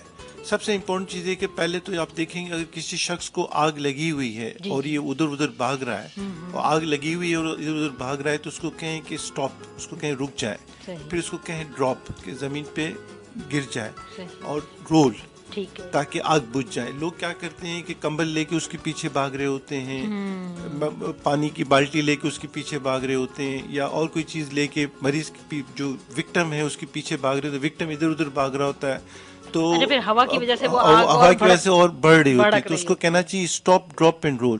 رک جاؤ بھائی, زمین پہ لوٹنا, گر جاؤ زمین پہ لیٹ جاؤ اور لوٹنا شروع کر دو, تاکہ جس جگہ پہ وہ آکسیجن نہ ملے وہاں پہ آگ بجھ جائے. جب ایک دفعہ آگ بجھ گئی پھر فوری طور پہ آپ نے پانی ڈالنا ہے. یہ بڑا مسکنسیپٹ ہے, لوگ ڈرتے ہیں کہ پانی نہیں ڈالنا, اور لوگوں کا یہ مسکنسیپٹ اس لحاظ سے زیادہ ہو جاتا ہے کہ لوگ کہتے ہیں پانی ڈالنے سے آبلے بنتے ہیں. بالکل صحیح کہتے ہیں, پانی ڈالنے سے آبلے بنتے ہیں. میں آگے بتاتا ہوں کہ آبلوں کا کیا فائدہ ہے. پانی ڈالنا صرف یہ فلیم برنز میں نہیں ہے, کیمیکل برن ہے تو بھی پانی ڈالنا ہے. اور کوئی پانی کا ٹھنڈا ہونا ضروری نہیں ہے, روم ٹیمپریچر جو بھی پانی نل کا پانی ہے وہ ڈالیں. پانی ڈالنے کا جو مین ایم ہے وہ یہ ہے کہ جو ہیٹ اندر ٹیشو کے اندر جاری ہے وہ ہیٹ کا ٹیمپریچر کم ہو جائے, تاکہ الٹیمیٹلی جو زخم بنے وہ سپرفیشل بنے, جیسے میں نے بتایا تھا خالی ایپیڈرمس کا بنے. اگر زخم گہرا بنے گا تو پھر بعد میں اس کو تکلیف زیادہ ہوگی, اس کی گرافٹنگ بھی کرنی پڑے گی, اس کو دوسرے مسائل بھی ہوں گے. پانی ڈالنے کا صرف ایک ہی ایم ہے کہ زخم جو ہے وہ اوپر کا بنے, سپرفیشل زخم بنے. الیکٹریکل برن میں پانی نہیں ڈالنا ہے. اس کے علاوہ کیمیکل برن ہے, فلیم برن ہے, یا اور کسی قسم کا برن ہے, اسکالڈ برن ہے, گرم پانی سے ہے تو بھی پانی ڈالنا ہے. کوئی ضروری نہیں ہے کہ ٹھنڈا پانی ڈالیں, کوئی ضروری نہیں ہے کہ برف کا پانی ڈالیں یا برف لگائیں, کوئی ضروری نہیں. لیکن عام پانی ڈالتے ہیں اس کا مقصد یہ ہے کہ ڈیپ برنز کو ڈیپ ہونے سے بچایا جائے. اور جب برن ڈیپ نہیں بنتا تو وہ آبلہ بنتا ہے. بالکل ٹھیک ہے نا. تو آبلہ جب آپ کا بنا ہے تو آپ کو خوش ہونا چاہیے کہ آبلہ بنا ہے. یہ آبلے کا مطلب یہ ہے, ہاں یہ بلسٹر جو بنتے ہیں اس کو آبلہ کہتے ہیں. اس کا مطلب ہے کہ یہ وونڈ آپ کا سپرفیشل ہے, یہ زخم اوپر کا ہے, اور یہ عام پٹیاں کر کے 10-12 دن 15 دن میں ٹھیک ہو جائے گا. جو زخم 3 ہفتوں میں ٹھیک نہیں ہوتا وہ ڈیپ برن ہوتا ہے, وہ گہرا زخم ہوتا ہے, اس پہ پھر کھال لگائی جاتی ہے. اور بہت سارے لوگ کھال نہیں لگاتے, پھر وہ پٹیاں کرتے رہتے ہیں. ایسے کئی ڈاکٹرز ہیں, کئی ہومیوپیتھس ہیں جو پٹیاں کراتے رہتے ہیں, اور الٹیمیٹلی وہ زخم ٹھیک ہوتا ہے تو سکڑ کے ٹھیک ہوتا ہے. گردن پہ ہے تو سکڑ کے ٹھیک ہوا تو اس کو پھر ہم کانٹریکچر کہتے ہیں. اور کانٹریکچر بن جاتا ہے تو وہ جو حصہ ہے وہ پورا کا پورا سکڑ جاتا ہے اور کسی کام کے قابل نہیں ہوتا. ہاتھ میں فنگرز میں کانٹریکچر بن گیا تو فنگرز میں کوئی کام نہیں ہو رہا, گردن میں کانٹریکچر بن گیا تو گردن کا کام نہیں ہو رہا. تو کانٹریکچر ہمیں بچانا ہے. لیکن کئی جو ان ایکسپیرینس لوگ ہیں یا جو ہومیوپیتھک والے ہیں یا جو دوسرے لوگ ہیں اس چیز میں پڑھتے ہیں, معذرت کے ساتھ اگر ہومیوپیتھک کا وہ تو صحیح کہہ رہے ہیں, تو ان ایکسپیرینس تو ہمیں ہر فیلڈ میں مل رہی ہے ڈاکٹر صاحب. تو کانٹریکچرز نہیں بننے چاہیے. ہمارا ایم یہ ہوتا ہے کہ زخم اس طرح سے ٹھیک ہو کہ وہ فنکشنل ہو, ٹھیک کاسمیٹکلی بھی صحیح ہو, فنکشنل بھی صحیح ہو. جو بہت سارے لوگ انٹرسٹڈ ہوتے ہیں کہ بھائی زخم ٹھیک کر دیں, اس کے بعد جو زخم ٹھیک ہو جاتے ہیں تو بیچتے ہمارے پاس ہی ہیں. اب کہتے ہیں اب جاؤ پلاسٹک سرجن کے پاس, کانٹریکچر بنا کے پھر بیچتے ہیں. پھر ہم کیا کرتے ہیں, واپس زخم کو کھولتے ہیں, واپس اس کو کھال لگاتے ہیں اور پھر صحیح کرتے ہیں.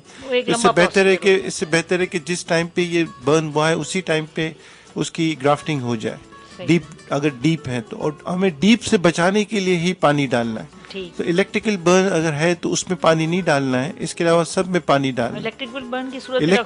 الیکٹریکل برن کی صورت میں فوری طور پہ آپ اس کو ہاسپٹل لے جائیں تاکہ یہ دیکھا جائے کہ اس میں کوئی کارڈک اینوملیز تو نہیں ہے, کارڈک ایریتھمیاز تو نہیں ہے. اور اگر اللہ نہ کرے فوری طور پہ بعض دفعہ وینٹریکل فیبریلیشن کی وجہ سے ڈیتھ ہو جاتی ہے, لیکن اگر وہ زندہ ہے تو اس کو آبزرویشن میں ڈیفینیٹلی رکھنا پڑتا ہے, دیکھنا پڑتا ہے.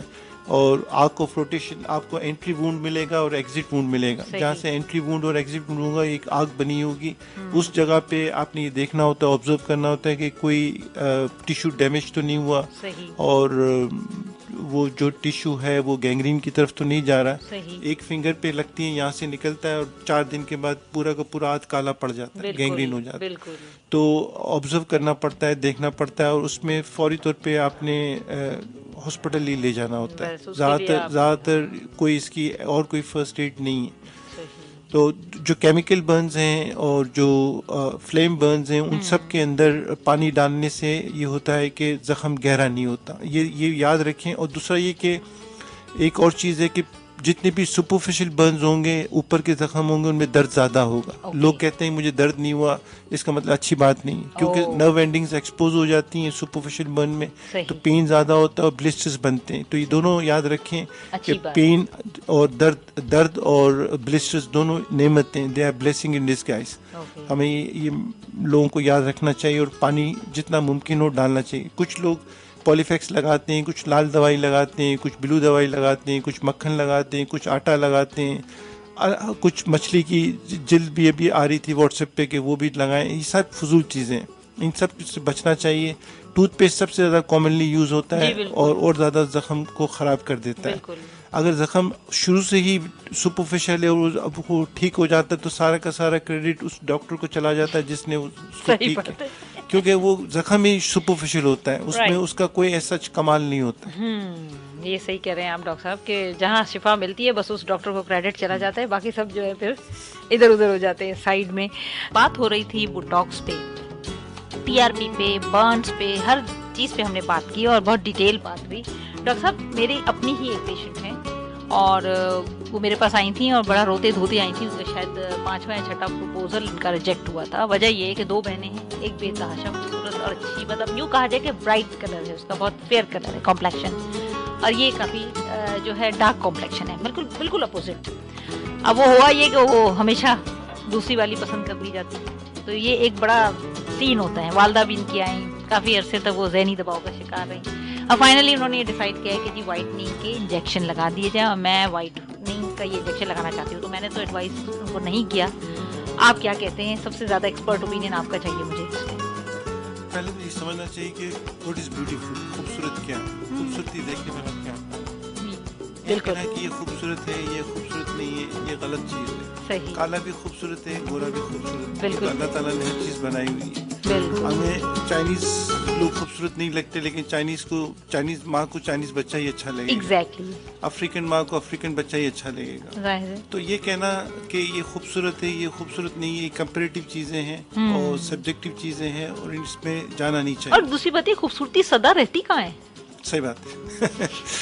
تو سب سے پہلے تو یہ دیکھنا چاہیے کہ کیا کالا رنگ خوبصورت ہے یا نہیں ہے. لیکن چونکہ ہمارے یہاں معاشرے میں یہ ہے, اور اس کے لیے بھی میں خواتین کو مورد الزام ٹھہراؤں گا کہ خواتین کا استحصال کر رہی ہیں, کیونکہ وہ ایک بچے کی ماں, لڑکی کی ماں جاتی ہے اور وہ یہ کہتی ہے کہ بھئی یہ لڑکی کالی ہے, چاند سی دلہن. یہ نہیں کہتی کہ اٹریکٹیو ہے, اسمارٹ ہے, پڑھی لکھی ہے. وہ یہ نہیں دیکھتی, وہ دیکھتی کہ گوری ہے کہ نہیں. اچھا, گورے پن کا جو تھوڑا بہت مسکنسیپٹ ہے وہ یہ ہے کہ لوگ یہ سمجھتے ہیں کہ جو انجیکشن آئی ہوئی ہیں وہ رنگ گورا کر دیتی ہے. ایسا ممکن نہیں ہے. اور لوگ مائیکل جیکسن کا بھی اگزامپل دیتے ہیں کہ مائیکل جیکسن کالا تھا, گورا ہو گیا. یہ ساری کی ساری چیزیں ڈفرینٹ طریقے سے کی جاتی ہیں. آپ کو سائنٹیفکلی یہ دیکھنا ہے, آپ بھی ڈاکٹر ہیں, کہ جو کالا پن ہے وہ ہماری پگمنٹ ہوتی ہے میلانین. بالکل. میلانین سے کالا پن آتا ہے. اور جو امائنو ایسڈ ہے ٹرپٹوفین, اس کی میٹابولزم ہوتی ہے, اور آخر تک جو اینڈ پروڈکٹ ہے وہ میلانین ہے. صحیح. تو اگر اس اینڈ پروڈکٹ کو کسی طریقے سے روکا جائے تو وہ اینڈ پروڈکٹ بنتا نہیں ہے. جو ٹرپٹوفین امائنو ایسڈ ہے اس کی میٹابولزم کو روکا جاتا ہے, اور میلانین کو پگمنٹ بننے سے روکا جاتا ہے. صحیح. ایسی کچھ دوائیں آتی ہیں, گلوٹاثیون وغیرہ, ایسی جو دوائیاں ہیں جو اس میکینزم کو روکتی ہیں. صحیح. اچھا, ان کا کیا ہوتا ہے, ان کے 12 انجیکشن کا کورس ہوتا ہے. ایک انجیکشن ہر ہفتے لگایا جاتا ہے, وائٹامن سی کے ساتھ لگایا جاتا ہے, چھوٹی سی ڈرپ میں بٹھا کے لگایا جاتا ہے. انجیکشنز کی جو کاسٹ ہے وہ کمپنی جو ہوتی ہیں اس کے حساب سے ویری کرتا ہے کہ کون سی کمپنیز ہے. چائنیز تو اتنی سستی ہو گئی کہ 30,000 25,000 میں بھی انجیکشنز آ جاتے ہیں, 12 انجیکشنز. اچھا. اور کچھ کمپنیاں ایسی ہیں جن کے 1.5-2 لاکھ تک کے بھی انجیکشن آتے ہیں. بالکل. ہم ایز اے پلاسٹک سرجن ہم لوگ بھی ڈیوائڈیڈ ہیں کہ یہ کرنا چاہیے یا نہیں کرنا چاہیے. ہمارا ایک اسکول آف تھاٹ ہے جو کہتا ہے یہ کرنا چاہیے اس لیے کہ پیشنٹ چاہ رہا ہے. دوسرا اسکول آف تھاٹ یہ ہے جس کو میں بلانگ کرتا ہوں کہ ہمیں اس چیز کو ڈسکریج کرنا چاہیے. ہم لوگ اس طرح سے ڈسکریج کرتے ہیں کہ ہم یہ کہتے ہیں کہ بھائی آپ اسی پہ جو ہیں, کیونکہ یہ پرماننٹ تو نہیں ہے. اچھا. جب آپ نے لگوایا جب تو آپ کا کمپلیکشن, میں یہ کہوں گا کمپلیکشن رنگ گورا نہیں ہوتا, کمپلیکشن بہتر ہو جاتا ہے, ڈیفینیٹلی بہتر ہوتا ہے, اس لیے کہ آپ کی میلینین پگمنٹ بنی نہیں ہے نا, 3 مہینے سے اگر میلینین پگمنٹ نہیں بنی ہے تو ڈیفینیٹلی آپ کا تھوڑا بہتر ہو جائے گا. تو زیادہ تر میں تو ریکمینڈ نہیں کرتا ہوں, میں یہی کہتا ہوں کہ بھائی آپ جو ہے اسی پہ آپ خوش رہیں اور اپنی دوسری کوالٹیز کو بڑھائیں, اپنی ایجوکیشن کو بڑھائیں, اپنی اسکلس کو بڑھائیں, اپنے اور پروفائل کو بہتر کریں, تاکہ جو مائیں آپ کو ریجیکٹ کر کے جاتی ہیں وہ دوسری چیزیں کنسیڈر کریں, نہ کہ خالی رنگ کو کنسیڈر کریں. اگر کوئی گورا رنگ ہے اور لڑکی بالکل ہی ان ایجوکیٹڈ ہے یا سمجھدار نہیں ہے تو ظاہر بات ہے اچھا نہیں ہے. تو خیر اس کا دوسرے سائیڈ افیکٹس ہیں, وہ ہیپیٹوٹاکسک بھی ہے, لیور کو بھی نقصان پہنچاتی ہے. تو وہ بھی دیکھنا ہے کہ ہر انجیکشن شروع کرنے سے پہلے LFTs ہم لوگ کرواتے ہیں یہ دیکھنے کے لیے کہ جگر صحیح ہے یا نہیں, یہ میٹابولزم اس کا ہو سکے گا یا نہیں ہو سکے گا. اور دوسرا یہ کہ سن لائٹ سے بچنا ضروری ہوتا ہے, کیونکہ سن لائٹ بھی میلینین کو بناتی ہے. تو یہ ساری چیزیں ہیں. اور زیادہ تر اب جو انڈیکیشن ہمارے پاس تھوڑی بہت رہ جاتی ہے وہ یہی ہے کہ جن بچوں کی شادیاں تھوڑی سی قریب ہوتی ہیں, جیسے آج اب کسی کی 3-4 مہینے بعد شادی ہے, وہ چاہ رہی کہ تھوڑا سا کمپلیکشن شادی کے ٹائم پہ بہتر ہو, تو ہم ریکمینڈ کر دیتے ہیں, لگا دیتے ہیں کہ بھائی over a period of 3 months آپ کو 12 انجیکشن لگیں گے, ہر ہفتے 1 انجیکشن لگے گا, اور آپ کا کمپلیکشن شادی کے ٹائم تک بہتر ہو جائے. ڈاکٹر صاحب ان انجیکشن سے فرٹیلٹی پہ کوئی افیکٹ ہوتا ہے؟ ایز فار جتنی ابھی اسٹڈی ہوئی ہیں جو میری نظر سے گزری ہے, میرے خیال سے کوئی فرق نہیں پڑتا, but still I would advise کہ جیسے فرٹیلٹی جب بھی یہ جو میرڈ لیڈیز ہیں یا جو پریگننٹ لیڈیز ہیں یا جو لیکٹیٹنگ مدرز ہیں ان کو اوائڈ کرنا چاہیے. صحیح, مطلب شادی کے ٹائم میں بھی اکثر لگاتے ہیں تو ڈیفینیٹلی شادی کے بعد ہمارے یہاں نارملی نیکسٹ اسٹیپ یہی ہوتا ہے کہ آپ کی فیملی گرو کرے, تو اس صورت میں تو پھر یہ بالکل ایڈوائزیبل نہیں ہونا چاہیے. بس اب میرا خیال ہے کہ میں جن کو یہ بات کہنا چاہتی تھی انہوں نے سن لی ہوگی اچھے طریقے سے کہ میں نے اتنے بڑے سرجن سے آپ کو یہ سنوا دیا کہ اس میں آپ نہ جائیں, اور ویسے بھی قدرت کی کاریگری کو چھیڑخانی نہ کریں, جو ہے اچھا ہے, بہت سو سے بہت بہتر ہے. کیسے کیسے کیسز ہم نے آپ کو دیے, اور آپ ڈاکٹر صاحب کی اگر فیس بک پروفائل کو ہی صرف کھول کے دیکھیں گی تو آپ کو ایسی ایسی تصویریں نظر آئیں گی کہ آپ اپنے اوپر واقعی شکر ادا کریں گے کہ آپ کو جو اللہ نے دیا بہتر دیا. کم از کم ہاتھ پیر سلامت ہیں, زبان سلامت ہے, آپ بات کر سکتے ہیں, آپ کا جسم کا کوئی حصہ جلا ہوا نہیں ہے, کوئی کٹا ہوا نہیں ہے, کہیں آپ کی سرجری نہیں ہوئی, تو میرا خیال ہے دس از انف, آپ کے لیے سب کچھ ہے. لیکن جہاں ناشکرا پن آ جائے تو وہاں تو پھر اس کی کوئی لمٹ نہیں ہوتی ہے, وہ پھر بندہ اپنی لمٹ کراس کر دیتا ہے. اچھا ڈاکٹر صاحب نیکسٹ یہ بتائیے کہ آپ کے اب فیوچر پلانز میں کہاں کہاں ایریاز کو آپ ٹارگیٹ کریں؟ سندھ تو آلموسٹ آپ نے کور کیا اور آپ فریکوینٹلی وزٹ کر رہے ہیں. میں نے ابھی جو ویژن بنایا ہے وہ میں نے ایک بنایا ہے dedicated state of art cleft centre. اب یہ میرا میں اس پہ کام شروع کر دیا میں نے. میرا یہ ابھی مشن ہے کہ میں کراچی میں ایک ایسا ہاسپٹل ہو جو صرف کلیفٹ سینٹر کے لیے ہو, جو کلیفٹ کے لیے ہو, جس کے انڈر میں آرتھوڈونٹسٹ بھی ہو, جس میں اسپیچ لینگویج پیتھولوجسٹ بھی ہو, جس میں پیڈیٹریشین بھی ہو, ENT والا, میکسلوفیشل, ساری اسپیشلٹیز کے لوگ اس سینٹر کے انڈر میں ہوں, اور یہ سینٹر پورے سندھ کو کیٹر کرے اور ٹوٹل جو پور پیشنٹ ہیں ان کو فری ٹریٹمنٹ دیں. صحیح. اس سلسلے میں ابھی ہم فیزیبلٹی رپورٹ بنا رہے ہیں, ہم پلاٹس کو بھی دیکھ رہے ہیں, ہم گورنمنٹ کو بھی ارادہ ہے کہ اپروچ کریں گے سندھ گورنمنٹ کو, کیونکہ جس طرح سے انہوں نے NICVD کو سپورٹ کیا ہے, تو اگر ہمیں بھی اس طرح کی سپورٹ ملے, اور آپ تو بتا رہے ہیں کہ سندھ میں یہ کیسز بھی زیادہ ہیں, تو ہمیں پھر زیادہ سپورٹ ملنی چاہیے. انشاءاللہ ہوگا. ابھی تک پاکستان میں صرف ایک لاہور میں سینٹر ہے اور ایک گجرات میں ہے. اچھا. گجرات میں بھی جو سینٹر ہے وہ پارشلی فنکشن کر رہا ہے کہ وہ سینٹر بنایا ہے پاکستانی پلاسٹک سرجن نے جو انگلینڈ میں پریکٹس کر رہے ہیں. انگلینڈ میں بیس سے اس نے ڈونیشن جمع کر کے ادھر گجرات میں بنایا ہے. وہ سال میں 2-3 دفعہ آتا ہے اور ادھر آپریٹ کرتا ہے. تو کراچی میں پاپولیشن بھی زیادہ ہے, کراچی میں سندھ میں کیسز بھی زیادہ ہیں, تو یہ state of art cleft centre ایک ضرورت ہے, اور میرے خیال سے ایک بہت بڑا صدقہ جاریہ ہوگا.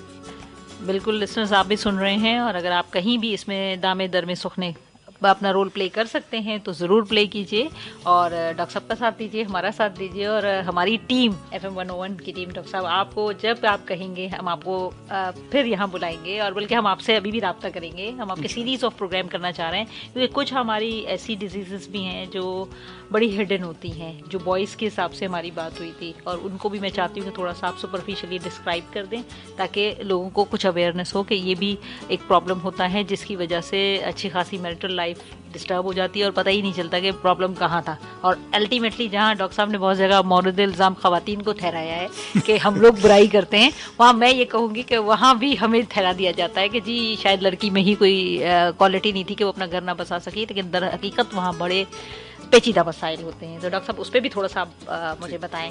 اس بیماری کو ہائپواسپیڈیس کہتے ہیں. ہائپواسپیڈیس کا مطلب ہے کہ جو لڑکے پیدا ہوتے ہیں وہ جو پیشاب کی جگہ ہے ٹپ پہ ہونے کی بجائے نیچے ہوتی ہے. صحیح. تو نارملی جو پیشاب لڑکا کرتا ہے, بچہ چھوٹا بچہ پیشاب کرتا ہے تو ٹپ سے پیشاب ہوتا ہے, لیکن اگر وہ ٹپ پہ سوراخ نہیں ہوتا اور نیچے کی طرف سوراخ ہوتا ہے تو اس کو ہائپواسپیڈیس کہتے ہیں. 300 لڑکے پیدا ہوتے ہیں پاکستان میں, تو ایک لڑکے میں یہ مسئلہ ہوتا ہے ہائپواسپیڈیس کا. اور اس کا جو ٹریٹمنٹ ہے وہ ڈیفینیٹلی جو اس کو بہت سارے لوگ یہ بھی کہتے ہیں کہ قدرتی ختنہ کی ہوئی ہے, تو اس کے لیے ورڈ ہائپواسپیڈیس یوز نہیں کرتے. ان کے وہ یہ کہتے ہیں کہ بھئی بچہ پیدا ہوا ہے اور اس کی ختنہ ہوئی ہے. تو ایسا نہیں ہوتا ہے, اس میں ختنہ کی خال موجود ہوتی ہے اور ہم یہی ریکمینڈ کرتے ہیں کہ آپ ختنہ نہیں کروائیں. اور 1 سال سے 3 سال کی عمر میں ہائپواسپیڈیس کی سرجری کی جاتی ہے اور ان کو اس قابل بنایا جاتا ہے کہ وہ آگے اپنی لائف اچھی گزار سکے. اب اس میں یہ ہوتا ہے نا کہ بہت سارے خاندانوں میں بہت ساری جگہوں پہ یہ چیز ڈسکس نہیں ہوتی, بات چیت نہیں کرتے اور بچے کو چھوڑ دیتے ہیں. اور بچہ جب بڑا ہو جاتا ہے تو پھر وہ تھوڑا سا شائع بھی ہو جاتا ہے, دکھاتا بھی نہیں ہے اور سیکلوڈڈ ہو جاتا ہے. اور اگر اس کو یہ مسئلہ ہوتا ہے تو بعض دفعہ وہ ڈسکس بھی نہیں کرتا اور بڑا ہو جاتا ہے. اور جب بڑا ہو جاتا ہے تو پھر اس کی شادی بھی کر دی جاتی ہے بعض دفعہ, اور بعض دفعہ جیسے آپ نے بتایا یہ میریٹل پرابلمس ہوتے ہیں اور طلاق تک بھی نوبت پہنچ جاتی ہے. حالانکہ ان کی سرجری کر کے ان کو بہتر کیا جا سکتا ہے کسی بھی ایج میں. زیادہ تر تو ہم ریکمینڈ کرتے ہیں کہ 1 سے 3 سال میں سرجری ہونی چاہیے, کیونکہ اس وقت دوسرے مسائل کم ہوتے ہیں. لیکن ڈیفینیٹلی کسی بھی ایج میں یہ آتے ہیں تو ایڈلٹ میں بھی آتے ہیں تو ہم سرجری کرتے ہیں. اب اس میں یہ جو فیلڈ ہے, جب بچے بالکل چھوٹے ہوتے ہیں تو پیڈیاٹرک پلاسٹک سرجن کے علاوہ پیڈیاٹرک سرجنز بھی کرتے ہیں اور کچھ یورولوجسٹ بھی کرتے ہیں. جب یہ بڑے ہو جاتے ہیں تو زیادہ تر پھر پلاسٹک سرجنز یا یورولوجسٹ کرتے ہیں. زیادہ تر پوری دنیا کے اندر آہستہ آہستہ یہ پلاسٹک سرجنز نے ٹیک اوور کر لیا ہے, لیکن یورولوجسٹ جو گردے کے اور اس کے ڈاکٹرز ہوتے ہیں اور پیڈیاٹرک سرجن جو بچوں کے سرجن ہوتے ہیں وہ بھی کرتے ہیں اس کو, لیکن وہ زیادہ تر بچوں میں کرتے ہیں, بڑوں میں کرتے ہیں. تو اس چیز کو دیکھنا ہے کہ لوگ اس چیز پہ بات نہیں کرتے, اس چیز سے شرماتے ہیں. یہ چیز کافی کامن ہے. کٹا ہوا ہونٹ کٹا ہوا تعلق 500 لڑکے لڑکیوں میں پیدا ہوتے تو ایک میں ہوتا ہے, جبکہ یہ 300 لڑکے پیدا ہوتے تو ایک ہوتا ہے. اچھا خاصا پرابلم ہے. اور ہم نے جو جیسے پچھلے میں نے بتایا تھا, ہم نے جو ریسرچ کی ہے یہ سم ہاؤ صبح کے پی کے اندر زیادہ دیکھا گیا ہے. اور پشتو جو یہاں پہ بھی ہیں, پٹھان لوگوں میں یہ زیادہ ہے. کیوں زیادہ ہے ہمیں نہیں پتا ہے, لیکن ہائپواسپیڈیس جو 4 ایتھنک گروپس پاکستان میں 5 ایتھنک گروپس ہیں, ان میں سب سے زیادہ پٹھانوں کے اندر پایا جاتا ہے ہائپواسپیڈیس. لیکن کٹا ہونٹ کٹا تالو جو ہے وہ 5 ایتھنک گروپس میں برابر ہے. کیوں ہے اس کی ہمیں نہیں وجہ پتا, لیکن ڈیفینیٹلی یہ ان میں زیادہ ہے. اچھا, ویسے سائنٹیفکلی اس کا کیا ریزن ہے؟ سائنٹیفکلی تو جب یہ اگر آپ جو بتائیں کہ فولک ایسڈ کی ڈیفیشنسی ہے تو کوئی بھی کنجنٹل انوملیز ہو سکتی ہے, تو یہ بھی اسی سیٹ میں آتا ہے. اور بعض دفعہ جیسے ہم نے ڈسکس نہیں کیا, لیکن کٹے ہونٹ کٹے تعلق کے ساتھ بھی دل کے مسائل ہوتے ہیں. بعض دفعہ VSD دل میں سوراخ ہوتا ہے, اور دوسرے بھی مسائل ہو سکتے ہیں. اس طرح سے جو ہائپواسپیڈیس ہے اس کے ساتھ بعض دفعہ گردے میں مسائل ہوتے ہیں, بعض دفعہ مثانے میں مسائل ہوتے ہیں, بعض دفعہ یوریٹر میں مسائل ہوتے ہیں. تو کسی بھی ٹائم میں کسی بھی چیز میں مسائل ہو سکتے ہیں. اور وہی بات ہے کہ فرسٹ 3 منتھس جو ہیں وہ بڑے پریشیس ہیں, ان میں سب سے زیادہ احتیاط ہونی چاہیے کہ بچہ فرسٹ 3 منتھس میں بن رہا ہوتا ہے. صحیح. اچھا ڈاکٹر صاحب, ایک یہ وہی اسپیچ تھراپسٹ کہیں یا اسپیچ کیا کہہ رہے تھے آپ؟ Language pathologist. लैंग्वेज. वहाँ से एक ये क्वेश्चन आया है ये ज़ियाउद्दीन से. For the cleft palate child who is 3 years old, surgery has been proceeded. The child has a really nasalized voice, which is creating a barrier of speech clarity. If an SLT recommends for the VP port to be closed, surgery for the surgeon to do, will it create any problem for speech functions or any pause or concerns? कोई surgery problem नहीं करेगी. सिर्फ हमें ये देखना होगा कि वाकई इंडिकेटेड है या नहीं है. इसके लिए हमें इंतजार करना पड़ेगा मजीद 2 साल. या कम से 3 साल. 2 से 3 साल और इंतजार करना. जब बच्चा 5-6 साल का होगा और जब भी स्पीच बेहतर नहीं हो रही तो we will go for a फेरिंगोप्लास्टी. फेरिंगोप्लास्टी में जो वीपी पोर्ट की बात कर रही हैं, विलोफेरेंजियल पोर्ट, उसको हम नैरो करेंगे. अच्छा. अगर 100% आप बंद कर देते हैं तो फिर ब्रीदिंग में प्रॉब्लम होता है. आप 100% बंद नहीं करते. विलोफेरेंजियल पोर्ट जो है आप तकरीबन 60% 70% आप नैरो कर देते हैं तो जो एयर एस्केप है वो कम हो जाता है और स्पीच बेहतर हो जाती है.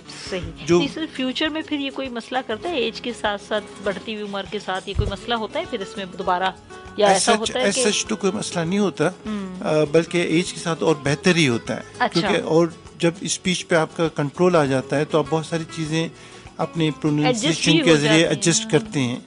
हर वर्ड आपको बाद दफा आपको कोई वर्ड सही नहीं बोल पा रहे, आप थोड़ी सी प्रैक्टिस करते हैं तो आप सही हो जाते हैं. इस तरह से लोग जैसे कुरान हिफ्ज कर रहे होते हैं तो मखारिज के साथ पढ़ते हैं, जैसे जैसे प्रैक्टिस करते जाते हैं वो बेहतर होता जाता है. बिल्कुल सेम इस तरीके से इसमें भी यही है कि जैसे जैसे वो प्रैक्टिस करते हैं टाइम के साथ बेहतर होता जाता है. बहुत सारी जगहों पे जहाँ पे स्पीच थेरेपिस्ट मौजूद नहीं है, जैसे गाँव देहात में हम जाते हैं तो हम यही कहते हैं कि आप बच्चे को कारी के पास बिठाएं और उसको कहें कि इसको मखारिज के साथ पढ़ाएं. कुरान मखारिज के साथ पढ़ाएं तो मखारिज एक तरीके से स्पीच थेरेपी की प्रैक्टिस ही हो रही होती है. हाँ बिल्कुल. उसमें तो सारे जबान के और सीधी दाढ़ से या उल्टी दाढ़ से जबान का कोना किस तरफ करवट लेना, तो दैट इज भाई कुरान में तो वैसे ही शिफा है और फिर ये भी एक शिफा का जरिया है.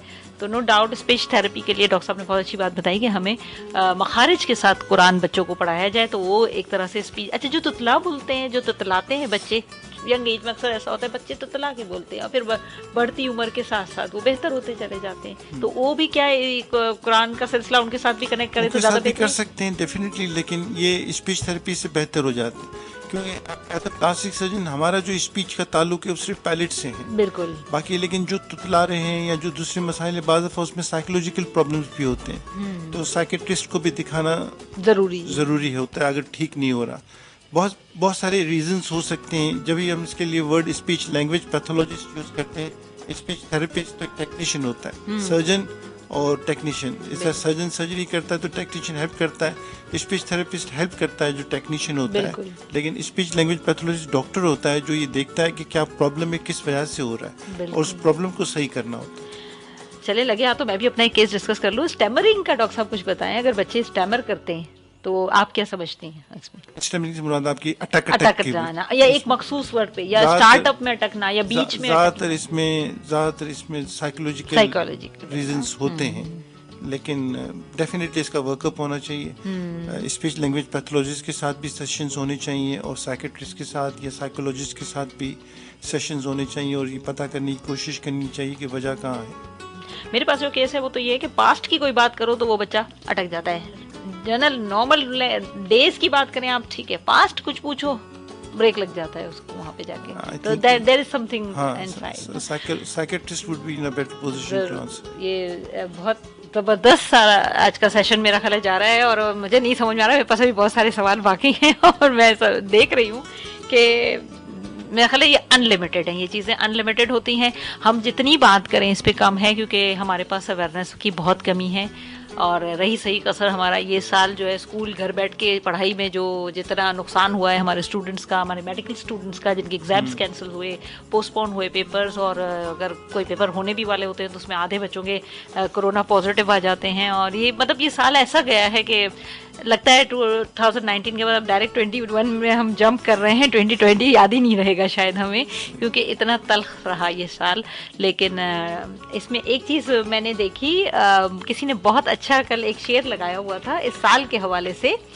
कैसा मौसम है बेयकीनी का, कैसा मौसम है बेयकीनी का, फासले इन दिनों शिफा करते हैं, फासले इन दिनों शिफा रखते हैं, यानी अगर हम फासले पे रहें तो हमारे लिए शिफा है। हालांकि हमारे दीन में, हमारे मज़हब में गले मिलना या ग्रीटिंग्स के जितने तरीके बताए गए, हाथ मिलाना, उन सब से हमें दूर कर दिया है इस कोरोना ने। तो इंशाल्लाह ताला हमारी दुआ है कि साल के इख्तिताम के साथ इस वबा का भी इख्तिताम हो जाए और अल्लाह ताला हम लोगों को एक तरह से नए सलीके से जीने का हौसला दे। लेकिन हाँ, इस कोरोना में बहुत सारी चीज़ें अच्छी हुई हैं, लोगों के पैसे बहुत बचे हैं डॉक्टर साहब, दावतें बहुत कम हुई, शादियां सिंपल हो गई हमारी, वरना हमारी शादियां कितनी बेतुकी रसूमात और बिला वजह के डिनर्स और लेट नाइट डिनर्स जो कि शरीयत के भी खिलाफ, सेहत के भी खिलाफ चीज़ें सारी थी, वो हम कर रहे थे। ज़रा सा भी रिलैक्स मिला था तो देखा ना आप लोगों ने क्या लोगों ने शादियां की और फिर देखें दोबारा ब्रेक लगा। तो शायद अल्लाह ताला हमें सुधारना चाहते हैं और अब वक्त है कि हम सुधर जाएं, अब वक्त है कि हम सुधर जाएं, क्योंकि अब भी ना सुधरे तो फिर हम कब सुधरेंगे।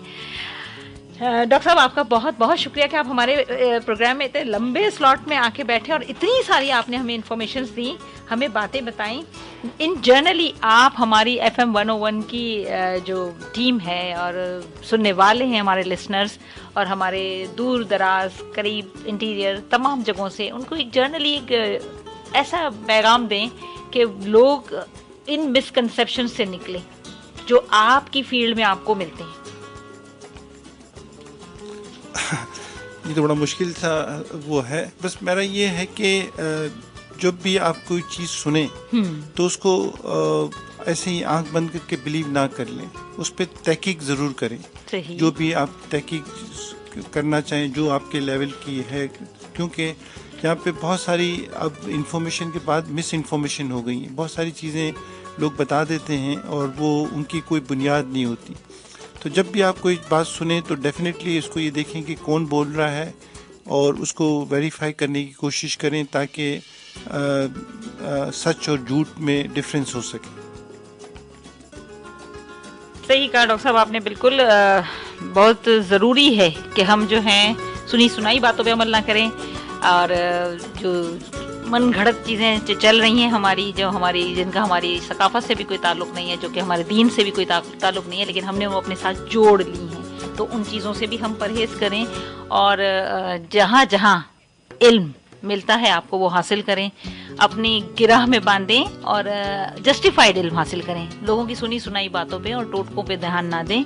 बहुत अच्छी आज सारी बातें हुई हैं, जिसमें सबसे ज़्यादा इंपॉर्टेंट जो बात हुई है वो है बर्न के केसेस में, चाहे किसी भी तरह का बर्न हो, अलावा इलेक्ट्रिक बर्न के आपने पानी का इस्तेमाल करना है। खुदा के लिए किसी टूथपेस्ट का इस्तेमाल ना करें, खुदा के लिए जो है किसी कोई भी टोटका और ना करें, कोई ऑयल ना लगाएं, कुछ ना करें, बल्कि सिर्फ पानी से आप उसको वॉश करके आप डॉक्टर की भी आधी मुश्किल आसान कर देते हैं और अपने लिए भी तकलीफ कम कर देते हैं। इसी तरह वाइटनिंग इंजेक्शन पे मैंने बड़ी तफसील से बात कर ली और जिनको सुनना था उन्होंने भी सुन लिया, और जिनके दिमागों में ये मचल रहा था कि वो वाइटनिंग इंजेक्शन लगा के अपने आप को ब्यूटीफुल करेंगे, तो उन्होंने भी जो है वो अपने आप को संभाल लें, बिला वजह अपने पैसे ज़ाया ना करें। अगर इतने ही ज़्यादा पैसे हैं तो डॉक्टर साहब के दायरे में दे दें, किसी का क्लेफ्ट लिफ्ट और पैलेट बन जाएगा और आपको सारी ज़िंदगी के लिए उसमें दुआएँ मिलेंगी। इसके अलावा जो है हमने बात करी है हेयर ट्रांसप्लांट पे, तो वक्त के साथ साथ एजिंग को एक्सेप्ट करें, अपनी उम्र बढ़ती है और एजिंग को एंजॉय करें। बढ़ती हुई उम्र भी एक एंजॉयमेंट होती है, एक ग्रेसफुल होता है, बंदा अच्छा लगता है। हर वक्त तो यंग रहना अच्छी बात नहीं है ना, थोड़ी सी लकीरें बताती हैं कि हमने भी कितने धूप में बाल सफ़ेद किए या कितनी तगोदो की है। तो अपनी एजिंग को एंजॉय कीजिए, अपनी ज़िंदगी को एंजॉय कीजिए, एक ही दफ़ा मिलती है, इसको अपने लिए मुश्किलात ना करें। आपने देख ही लिया कि कैसी कैसी मुश्किलात हैं लोगों के लिए और आपको अल्लाह ताला ने बहुत नॉर्मल रखा है, बहुत अच्छा रखा है, तो आप उसका फ़ायदा उठाएं, अल्लाह का शुक्र अदा करें। और साथ साथ प्रोग्राम FM 101 से जो चल रहा है स्वीट होम शो, जिसमें हमने आज आपकी बात करवाई है डॉक्टर प्रोफेसर सज्जन गनात्रा साहब से, अशरफ गनात्रा साहब से, उनके मुताबिक जो जो टिप्स उन्होंने बताए हैं, जो जो अच्छी बातें उन्होंने बताई हैं, उन पर अमल करें और सुनते रहें हमारे शो को, क्योंकि इंशाल्लाह नेक्स्ट ट्यूसडे मैं आपकी खिदमत में दोबारा हाजिर होंगी और किसी ऐसी ही ज़बरदस्त पर्सनैलिटी के साथ आपको या तो बोर करने या फिर फैज़याब करने, अब ये आप पर है कि आप उसमें से कितना पिक करते हैं। इजाज़त दीजिए अपनी मेज़बान डॉक्टर सायरा बानो को। प्रोग्राम मेरा अपने इख्तिताम को पहुंचा। अल्लाह हाफिज़, फिर मिलेंगे ज़िंदगी रही तो ट्यूसडे वाले दिन 11 बजे। अल्लाह हाफिज़, पाकिस्तान जिंदाबाद।